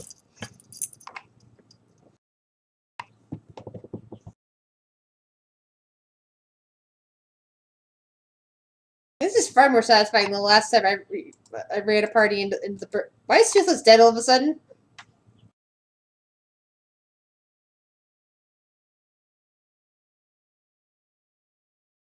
And you basically slam the bird to death.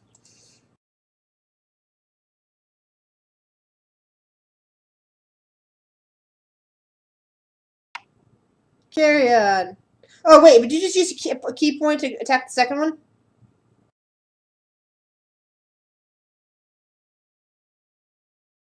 Alright, cool. Just making sure. Carry on. I get knocked down.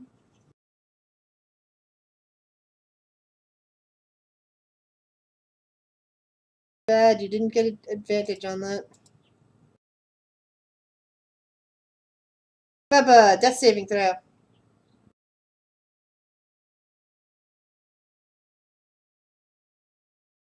Good one. Fun, what do you do?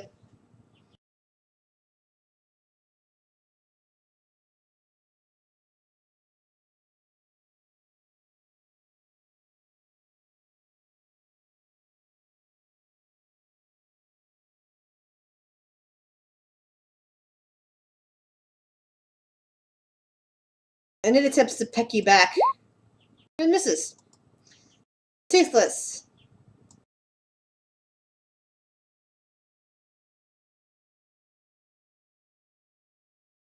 They also have pack tactics, but since it's the only one left. Ah. I'm sorry. Sorry anybody who's watching. My cat fell in my hand and suddenly all the screens went gone.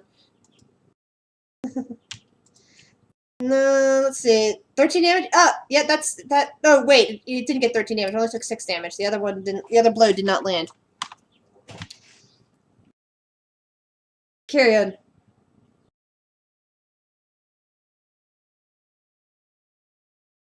Miss. Bubba! Come on, Bubba!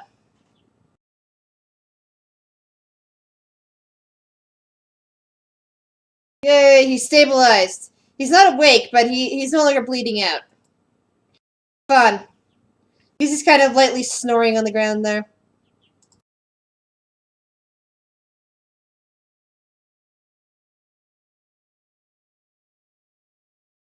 And you succeed. As the bird rears back to attempt to peck you again, your dagger lands right at its throat junction and slices the head right clean off. You have 3 dead birds around you. Let's see how much experience points you get.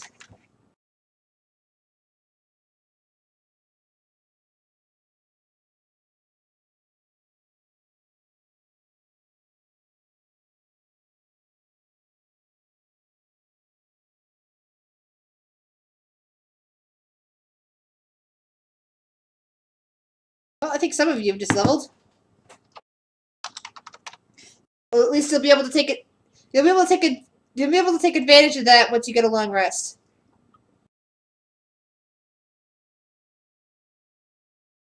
But Bubba is currently there, unconscious. You don't know exactly where he lives, and you're just in the parking lot of the hospital.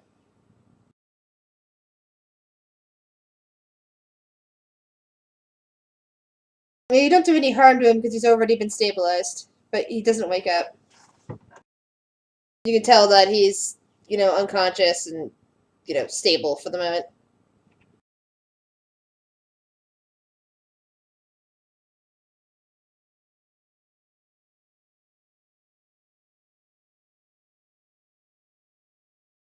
Nope.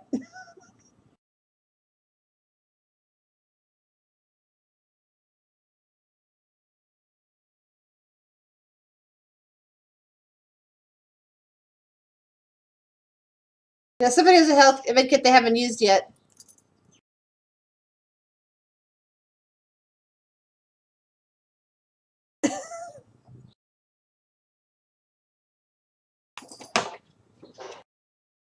No, actually, he doesn't. He was. It's in his pocket.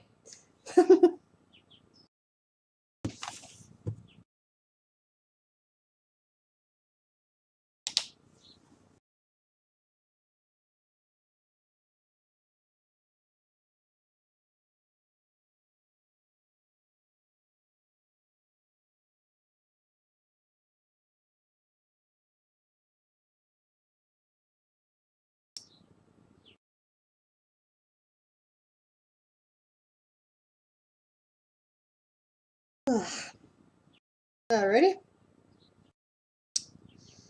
So, let's see. Roll your dice for healing.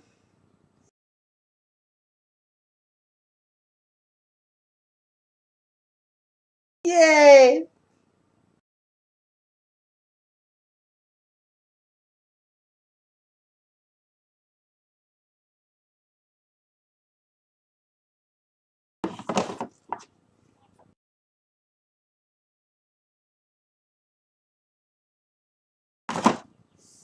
This is a monk. He's awesome.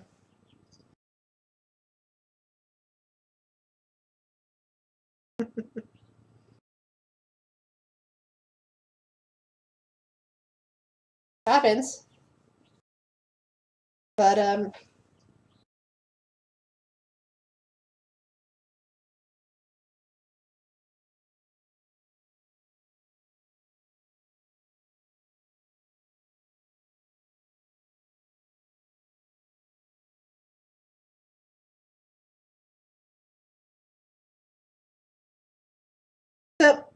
as you head down the street, the house right there on the junction of Spring and right outside the hospital, the junction of Spring and Foxwood, is a lovely looking home with flowery tree, with tree decals on the front, on its sides, and some lovely trees around it. Definitely not Bubba's home. His home is a bit down the street.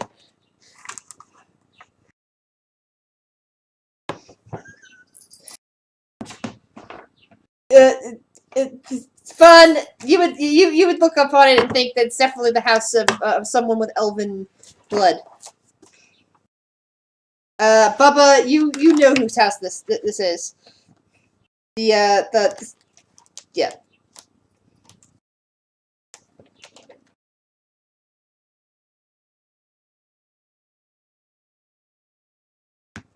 It's the chief of surgery's house.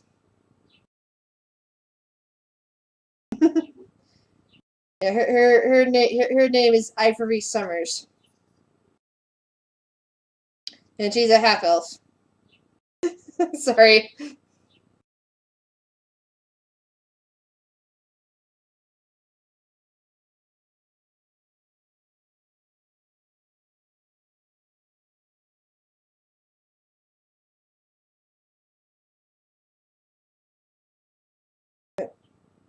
So after a bit,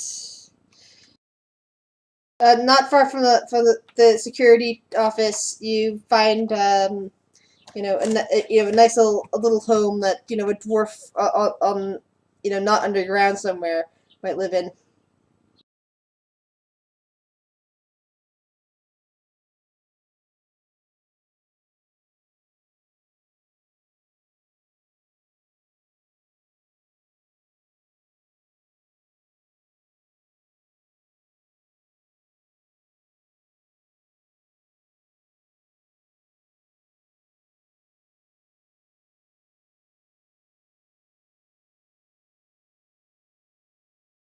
Yeah, this is his house layout.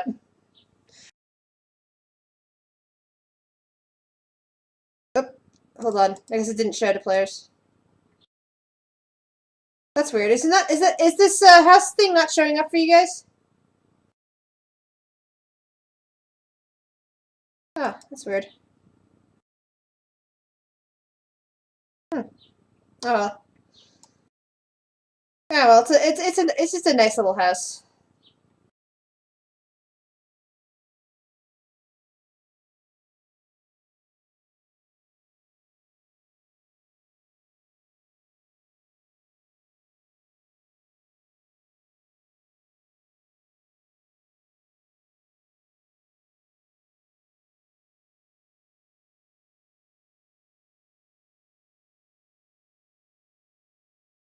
Couple that might be used as a for a giant.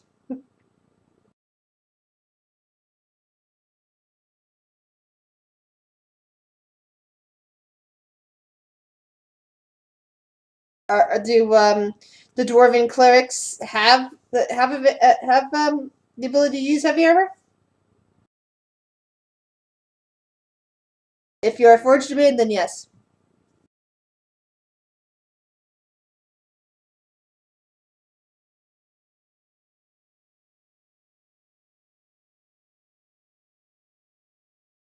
No, the war's been ongoing for like 2000 for like over 1,000 years. It's just that sometimes there's decades between battles, but it's been an ongoing war. It's basically been an ongoing war.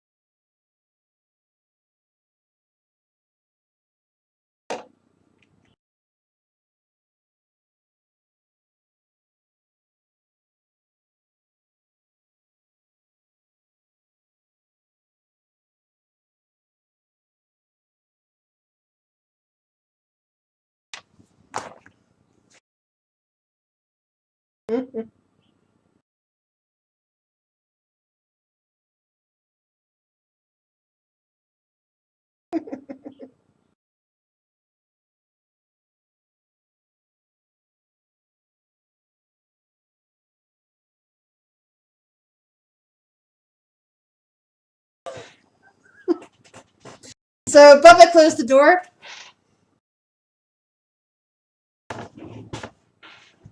But you closed the door to your bedroom? Okay, so the snoring soon cuts off. Uh, what do you guys do?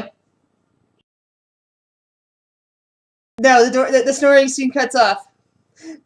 What do you guys do?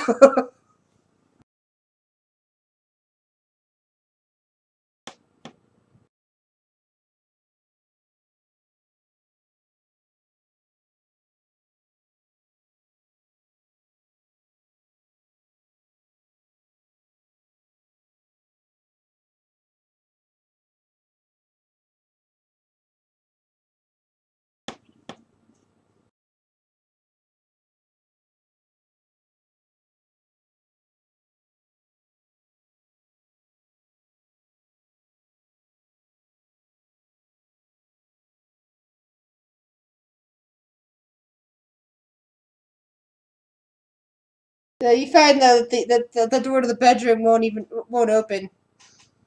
It's almost as if it's not there. It's there, but it's not there.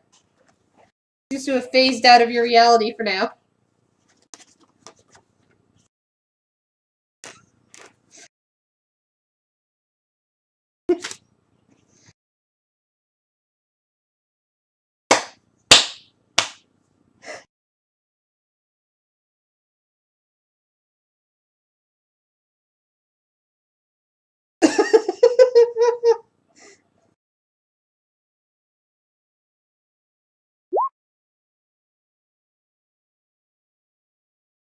So,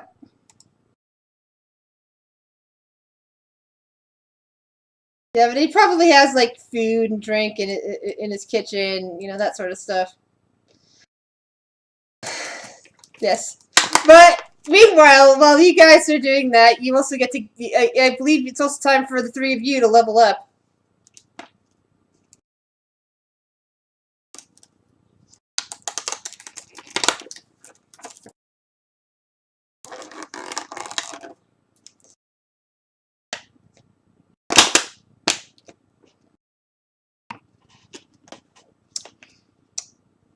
GM's mood is today, yes. Next roll, probably not. If you already make a roll. But right now, I'm feeling generous considering how many times you guys fell down. So I'm going to allow you. Oh, sorry. I'm looking. I hate when I do that. My brain forgets who's who sometimes and forgets whose voice is whose. It's like I hear somebody say, "Can I take the average?" And I just see a nat 1 rolled, and I think that it must be them.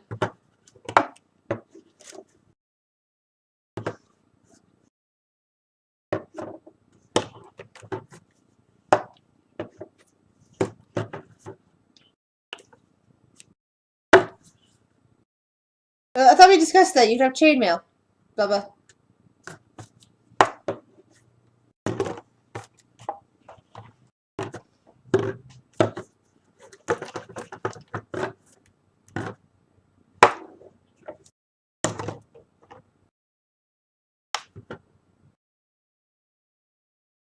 Mm-hmm.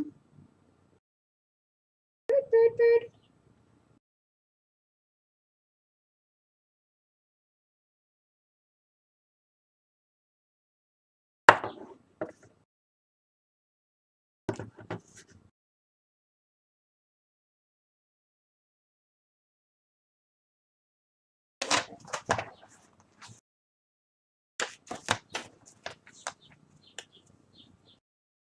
All right.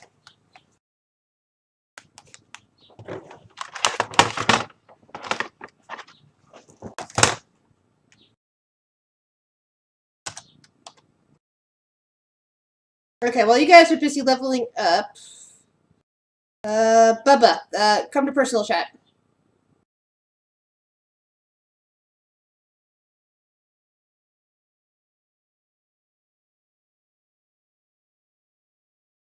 Testing. Can you hear me? Alright. So, well, you're sleeping away, snoring loudly. and you can't hear anything your guests are doing because you're suddenly becoming an isolated area. You start dreaming.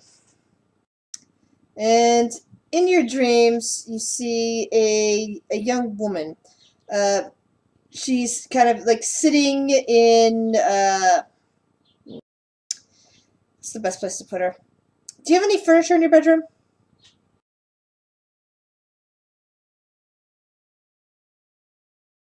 All right, so she's sitting in your bedroom chair, looking over at you as you basically sit up in bed all of a sudden. Her fingers are steepled, and her blue eyes just kind of gaze out at you. Hello there. I'm hardly a hooker.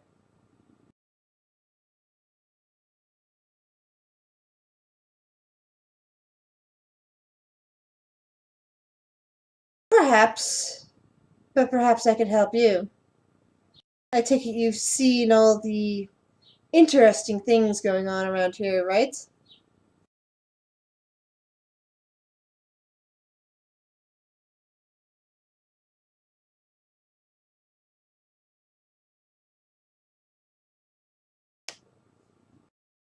Yes.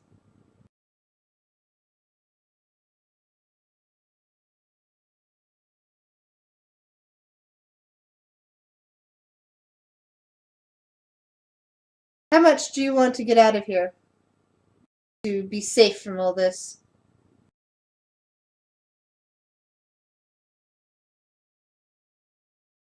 Perhaps for the moment, but not forever. You just met these people. How safe do you think they will be?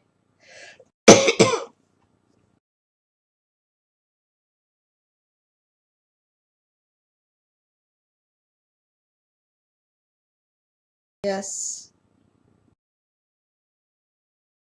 Yes, and you've seen many recently losing their minds. They aren't going to be, if they aren't safe, they are safe now, then they won't be forever. He's coming to madness. It won't be long before things happen to him.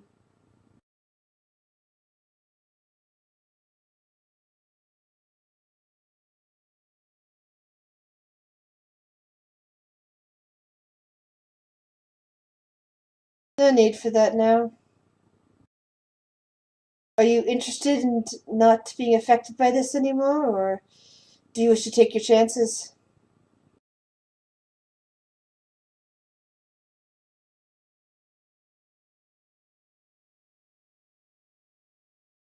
No, no. It's a yes or no question.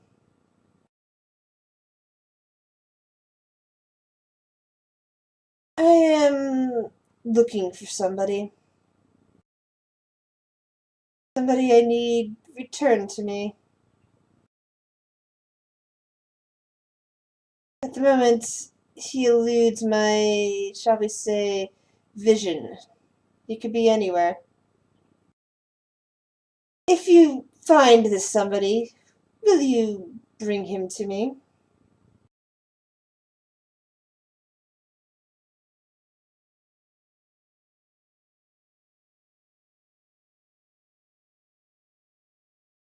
I think you got cut off. Are you still here? Okay. What are you inserting her about?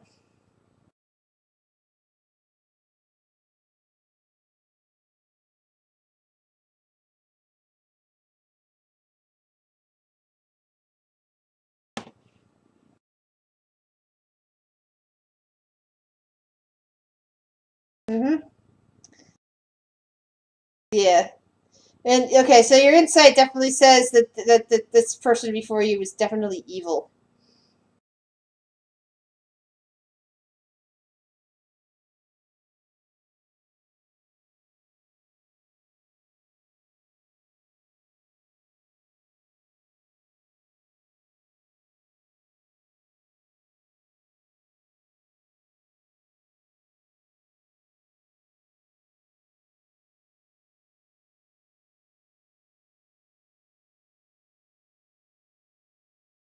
She didn't say anything about a kid. She said person.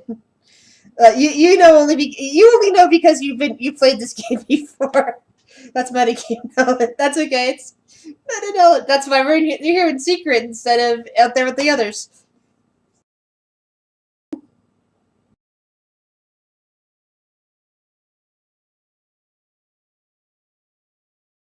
He smiles. Perhaps we will see you again. And you continue to sleep. Alright.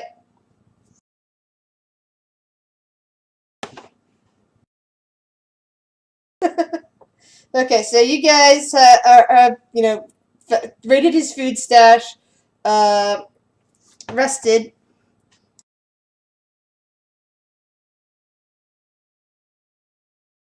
and, you know, you've rested, you've probably, did some other stuff. Have you done anything, else other than eat and sleep?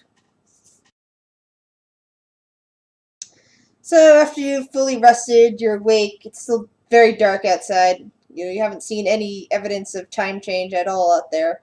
But your bodies are rested once more. The door opens, and Bubba is there among you again.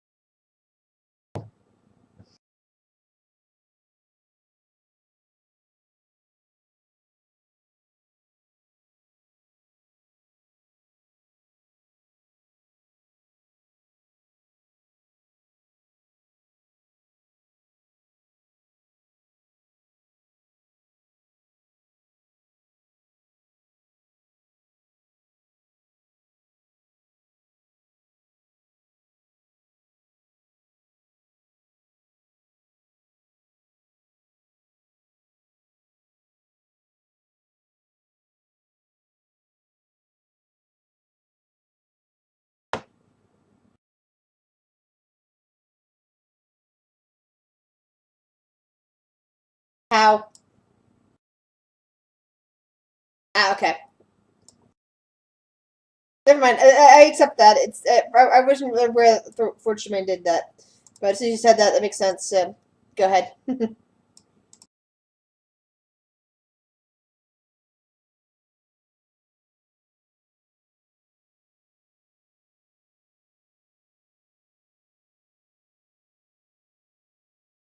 All right.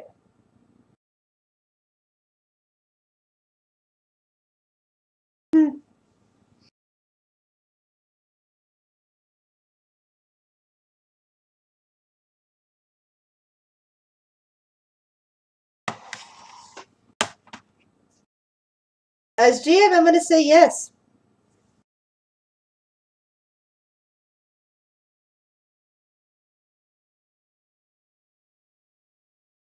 We got a bit more where we can go today.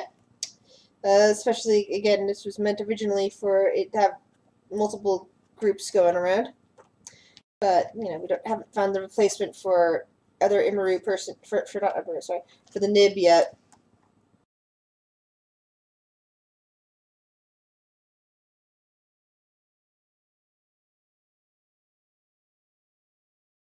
So at this point, I'm going to think about inviting somebody in who's an unknown. Like put in an advertisement to see who might be interested. Same goes for the Out of the Abyss campaign, if you guys want. Or, no, not the Out of the Abyss campaign. I think we got enough people in there. We got 5 people plus NPCs, and there are certain areas where you might run out of air, so it's not a good idea to add more people. Currently, you can make just enough food to feed your party. If you added anyone more, they would probably start starving. No, Strahd game currently has 4 people, so we can add another. I can add another person to the Strahd game. But I'll advertise for the Strahd game and for the second half of Pine Valley, and figure out from there. So where do you guys wish to go now? You're standing on Spring Street. You're at his house. Nearby is the Safety and Security office.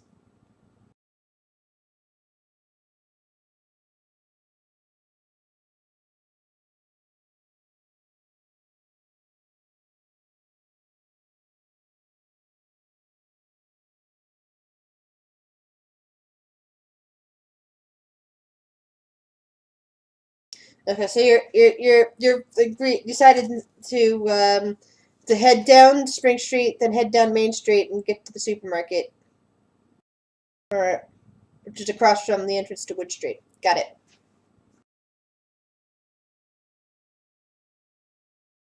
Yeah, the watering hole is just past the supermarket. Sorry, the supermarket's on the way to the watering hole. So.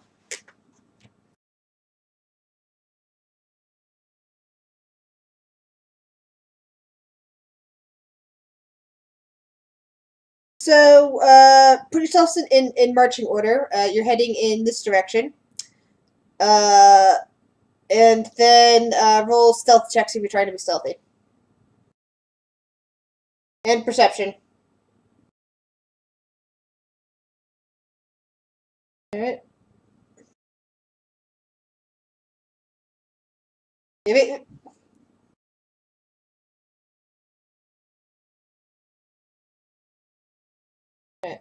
So that's your marching order.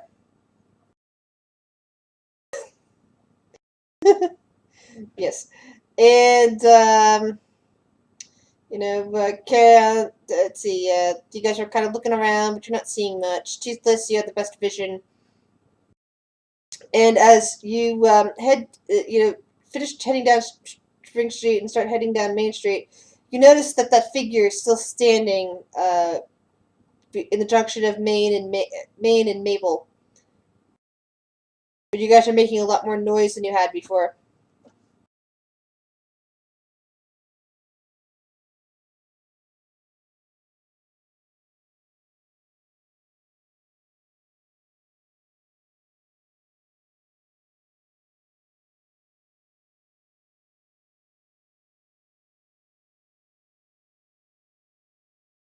Yeah.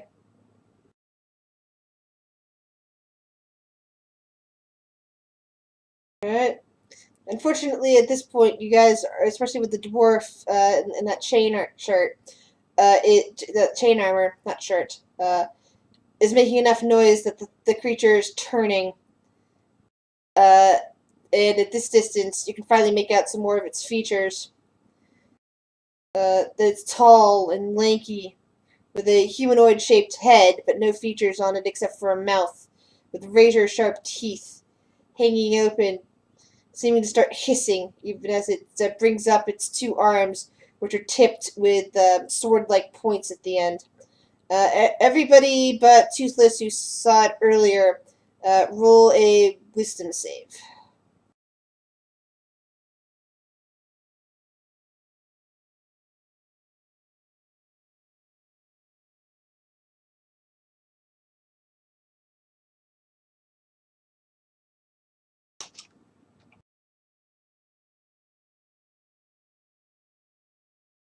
Carrion, it's currently okay. I basically just adding up his madnesses after a while. But yeah, this thing is quite terrifying, especially as it hisses and shows its sharp teeth and gets ready to charge the lot of you.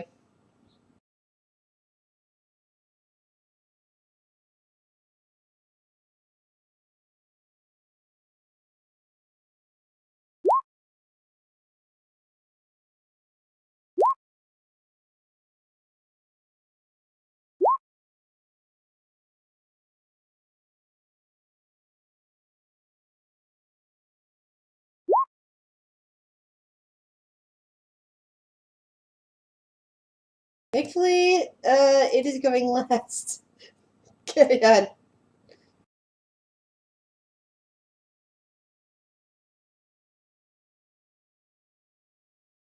Of a pistol? Um, the same as a hand crossbow. So it should say it on there. The gun is a renamed crossbow, so it should say on there.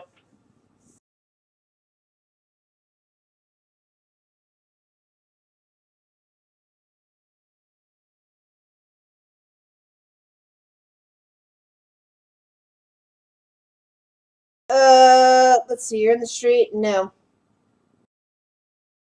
And besides, you don't know if that'll be effective. You can see enough of You can see enough of it that it doesn't appear to have eyes. So hiding behind something isn't going to help you.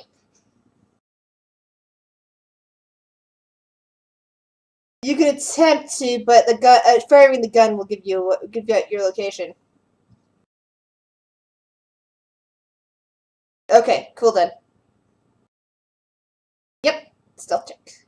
Ooh, you're complete. You managed to crouch and become completely silent. Bubba.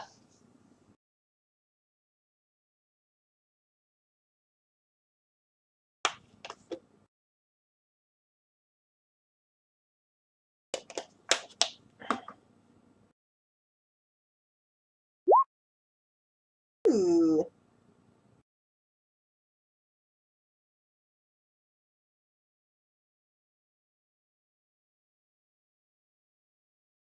That gives you advantage on it, doesn't it? I forget what secret.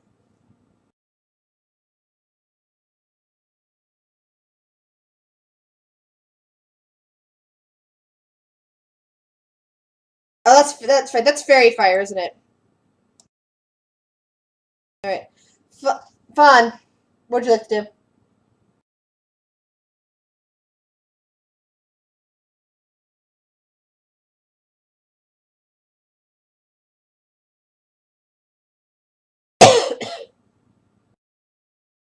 The bolt goes wide, smashing it in the ground around it. Toothless, what do you do?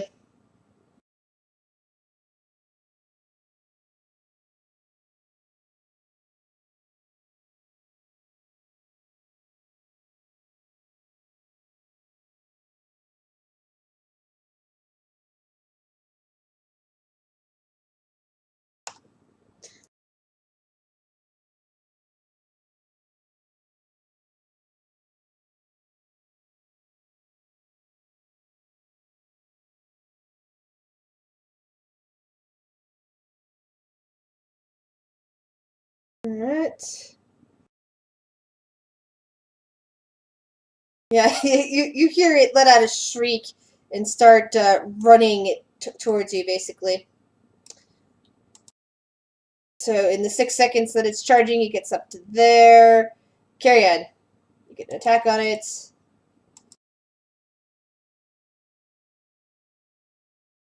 Uh, yes, because you're being very quiet. It didn't know you were there at all.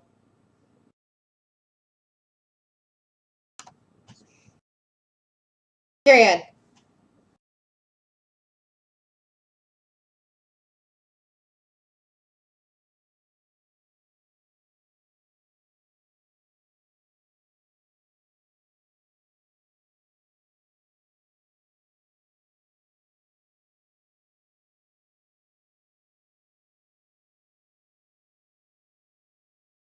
All right.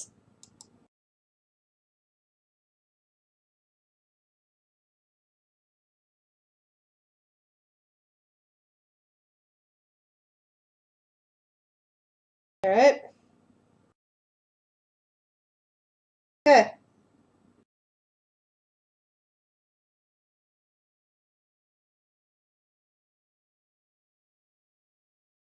Successfully hidden from it. Bubba.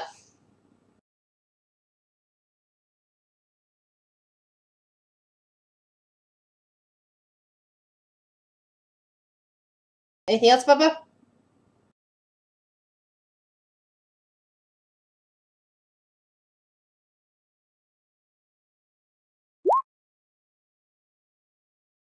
Fun.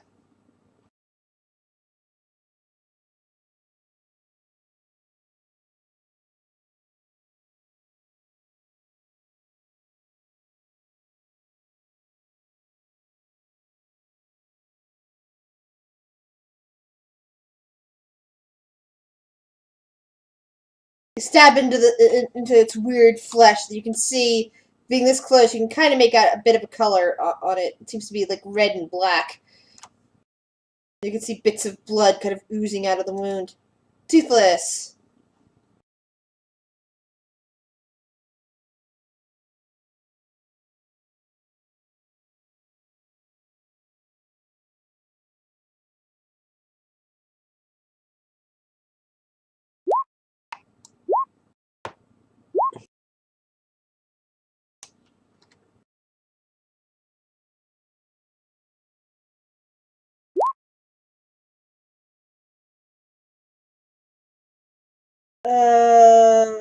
No.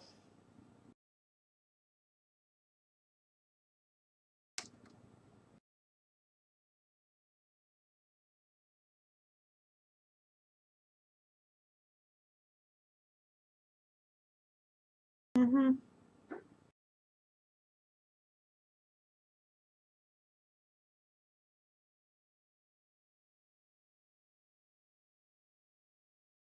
Yeah, Cobalt, you need to put on your advantage toggle.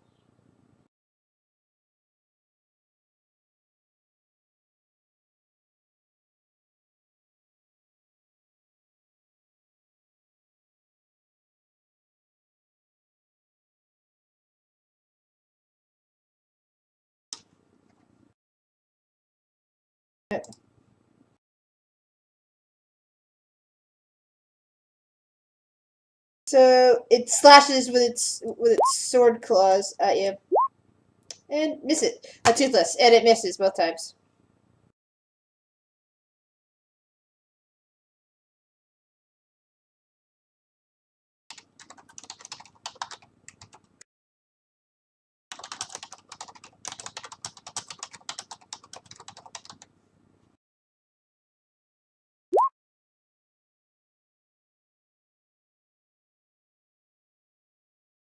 Hmm.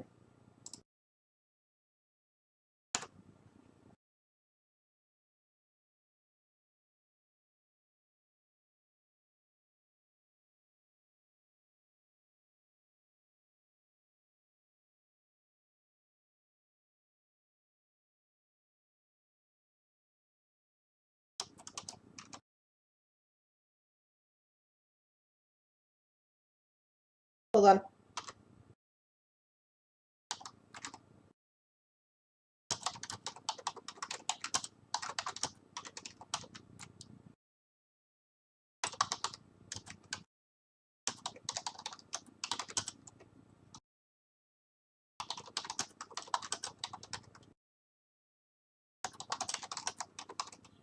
Well, you're not exactly mercenaries. You're you're defense contractor types, the same as you were in the other game. Bubba.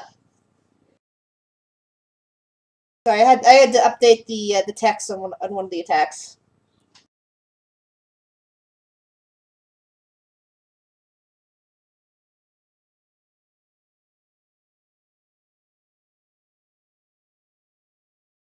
And you miss.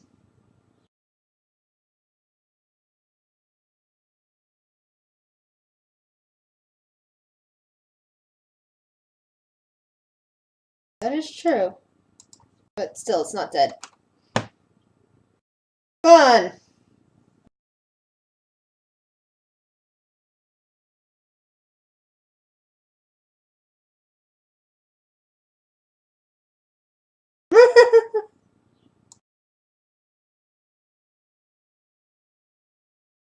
Hmm. I guess if we're going with flanking rules.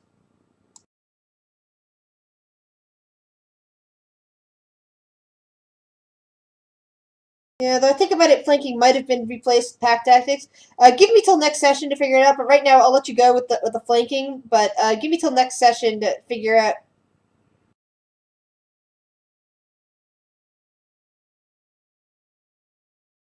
Yeah. Yeah, like I said, I'm gonna give some research on that because we do have pack tactics, and pack tactics, you know, it boosts the CR rating of things because of pack tactics. If flanking also exists, it's kind of pack tactics. Yeah, but go ahead, Tizla. It's your turn.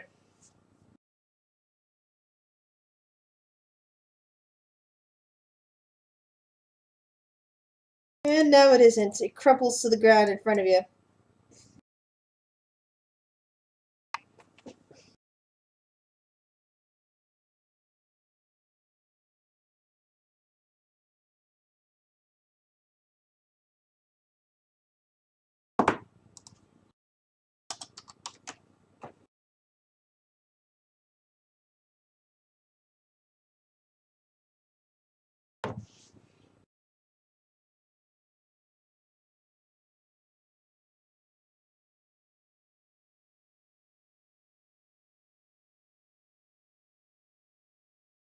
All right.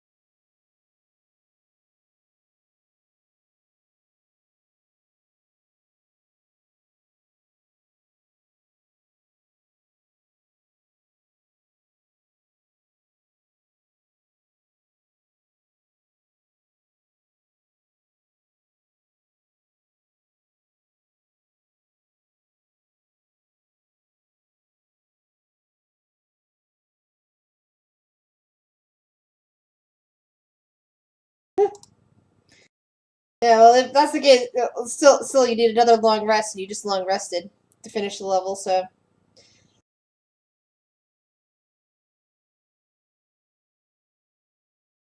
all right. So you guys continue down the street. This time, riding high on the. This time, nobody went down during that attack. Only one person got hurt. I'm not even sure if any person got hurt. I think it missed, didn't it? But eventually, you arrive at the outside of the supermarket. You can still see that a faint light in the back from emergency lighting, and the front of it's still equally smashed open.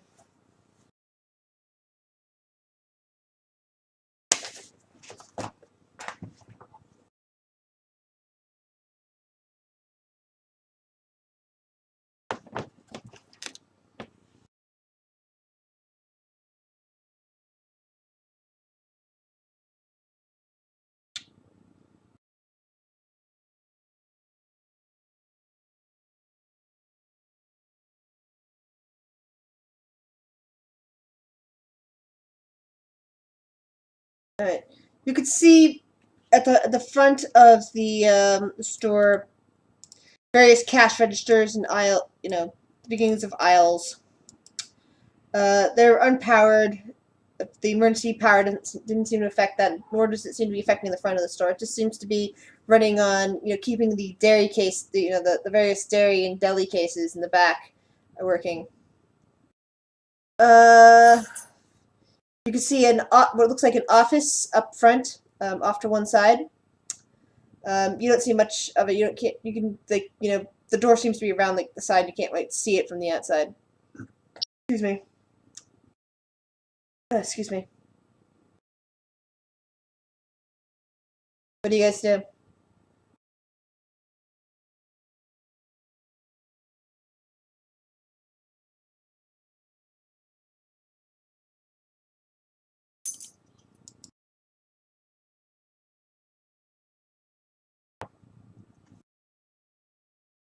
Yeah.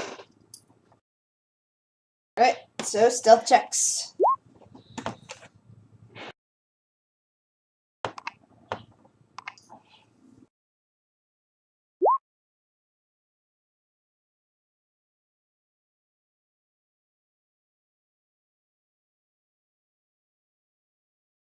Yeah. So you make noise and you tramp on the glass as you enter in, and you sort of see what looks like a shape moving in the back, just around the light, but nothing comes at you. Roll a perception check.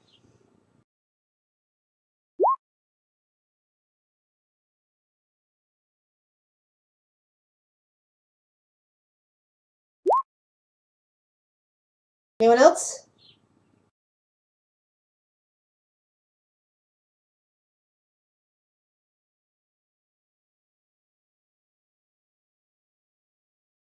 So uh, Bubba and Carrion, please roll. Please roll perception checks.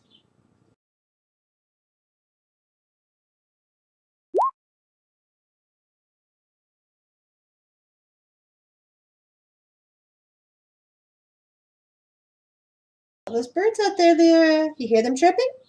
You hear them chirping? All right. So you don't see much as you enter in.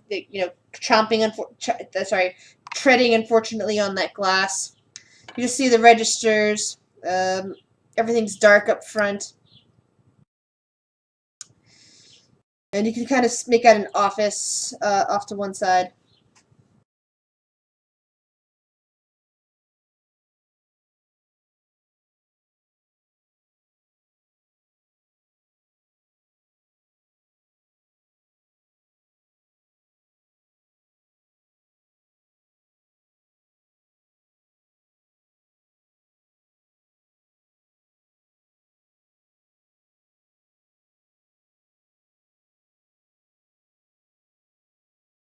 Yeah, the office as you doors you get towards it, you notice that there are a bunch of several heavy looking boxes just kind of sitting there blocking it. Looks like it would take a bit of time to move them. Several strength checks. Bubba, please roll a perception check.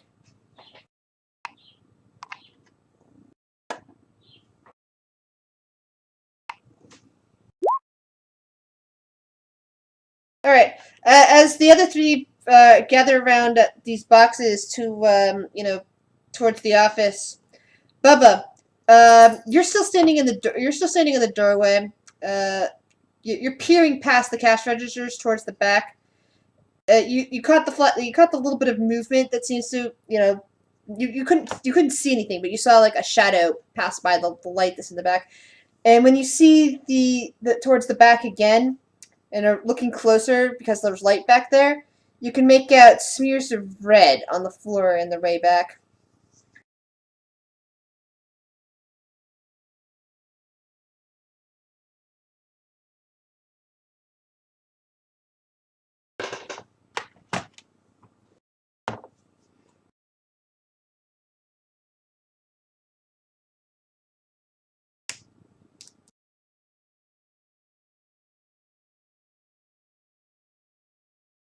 All right. You've successfully snuck up on Toothless and Fun, who were staring at the boxes in front of the office store. Uh, Finn and Toothless both roll wisdom saving throws for me, please.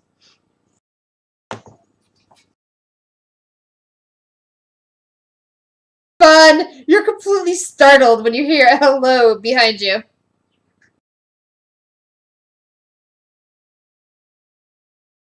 Your voice echoes through the store, and you hear this weird. And from the back, you hear this weird noise, like kind of what's the right word for it?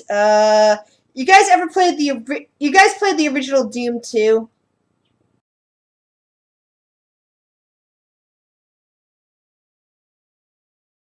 Because there's this monster whenever I think of the sound that this thing makes, it sounds exactly like that monster. But I can only describe it in terms of saying, have you played such and such? But it's this really kind of, no, it's this really noise that sounds like it's gurgling and, large.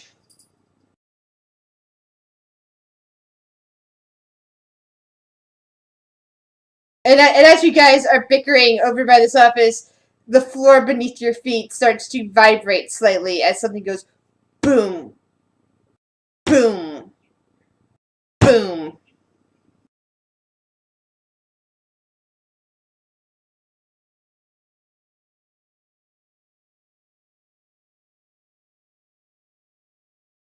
Curia, Vaughn manages to hide Toothless. Carry on, you're caught deer in the headlights as this massive creature comes into view in the far back. Like this thing's like 100 feet away. But fun, both Fun and Toothless and Bubba, you need to roll wisdom saving throws.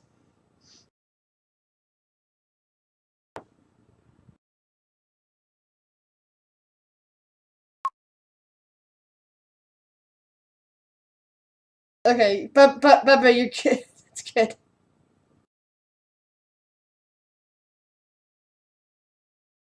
And you see basically a creature the size of an ogre. It doesn't appear to have a head at all, but in its belly, it's where its belly would be, this huge pendulous belly, a mouth opens, teeth razor sharp in it, with several tongues just dripping out as it seems to make that gross noise, this bubbling noise. The tongues just kind of lull as it plods forward on these feet that are just kind of going pound, pound, whoop, whoop as it shuffles towards you.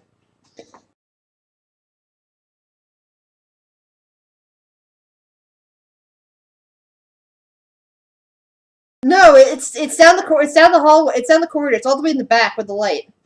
And it's coming toward, but it's slowly making its way towards you.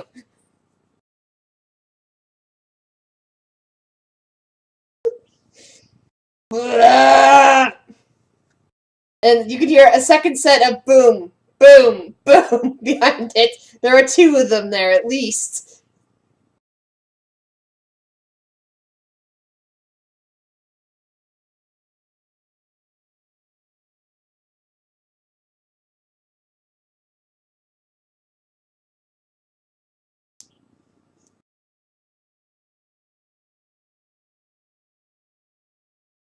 So the tiefling and the kobold are both running for it, huh?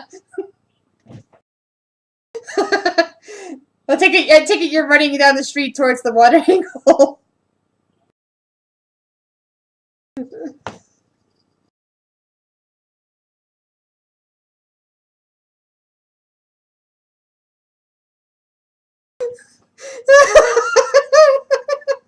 Oh, this is just hilarious to me. I mean, God, you guys are just running. Run! What's wrong, Lyra? Okay, you can jump up here.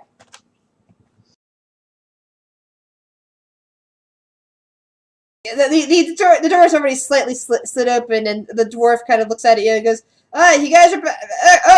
Something's chasing you, huh?"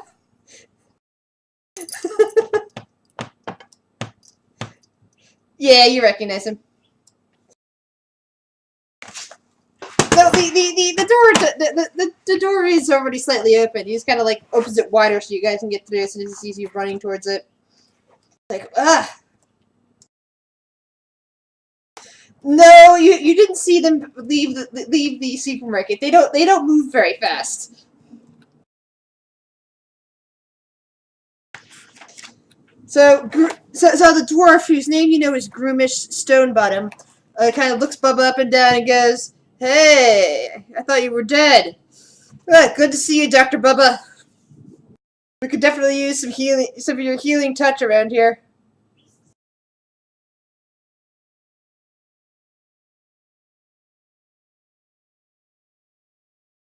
Uh, Clyde at this point looks up from the bar stool you guys secured him to, but for you was the other day. You gotta look and think, you guys are back already? Can you get me out of these cuffs?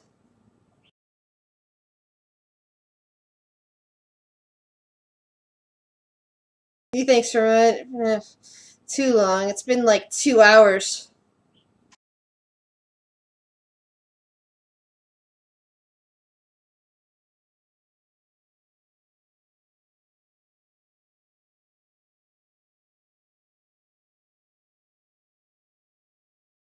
But the small white kitten that's been sitting here in front of the ogre kind of meows a bit.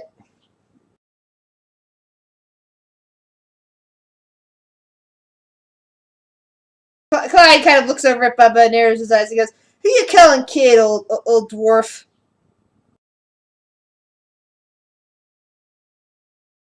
Oh yeah, my great granddaddy's a vampire. Watch your tone.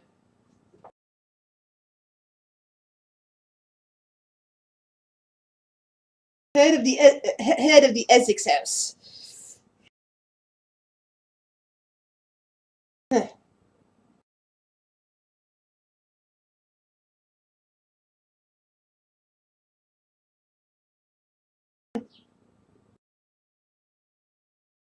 The ogre picks up his kitten and sets it on his shoulder, and kind of looks and kind of narrows its eyes over at Bubba. Says, "Hey, be nice. You're scaring Fluffy." No, but you see that he's wearing a now rumpled suit, so you kind of assume he's probably working at the office complex nearby.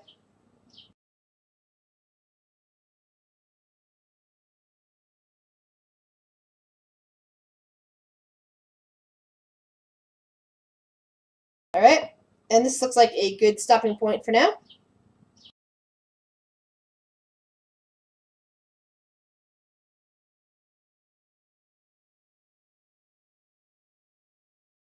In 2 weeks for this game. Because this is the bi-weekly game, but then you guys are also in a bunch of other of my games, so it's like not much big of a deal. Yeah, I think except for Fluffy. Fluffy's in the alternate Sunday game, so.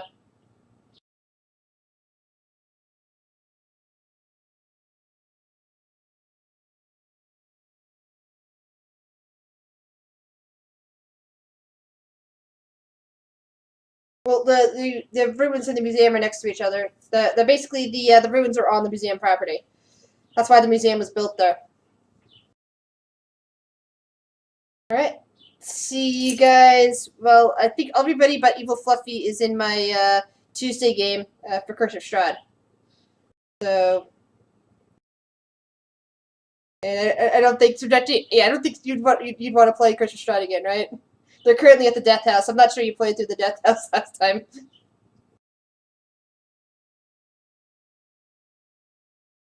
Yeah. Yeah. Yeah. Find out.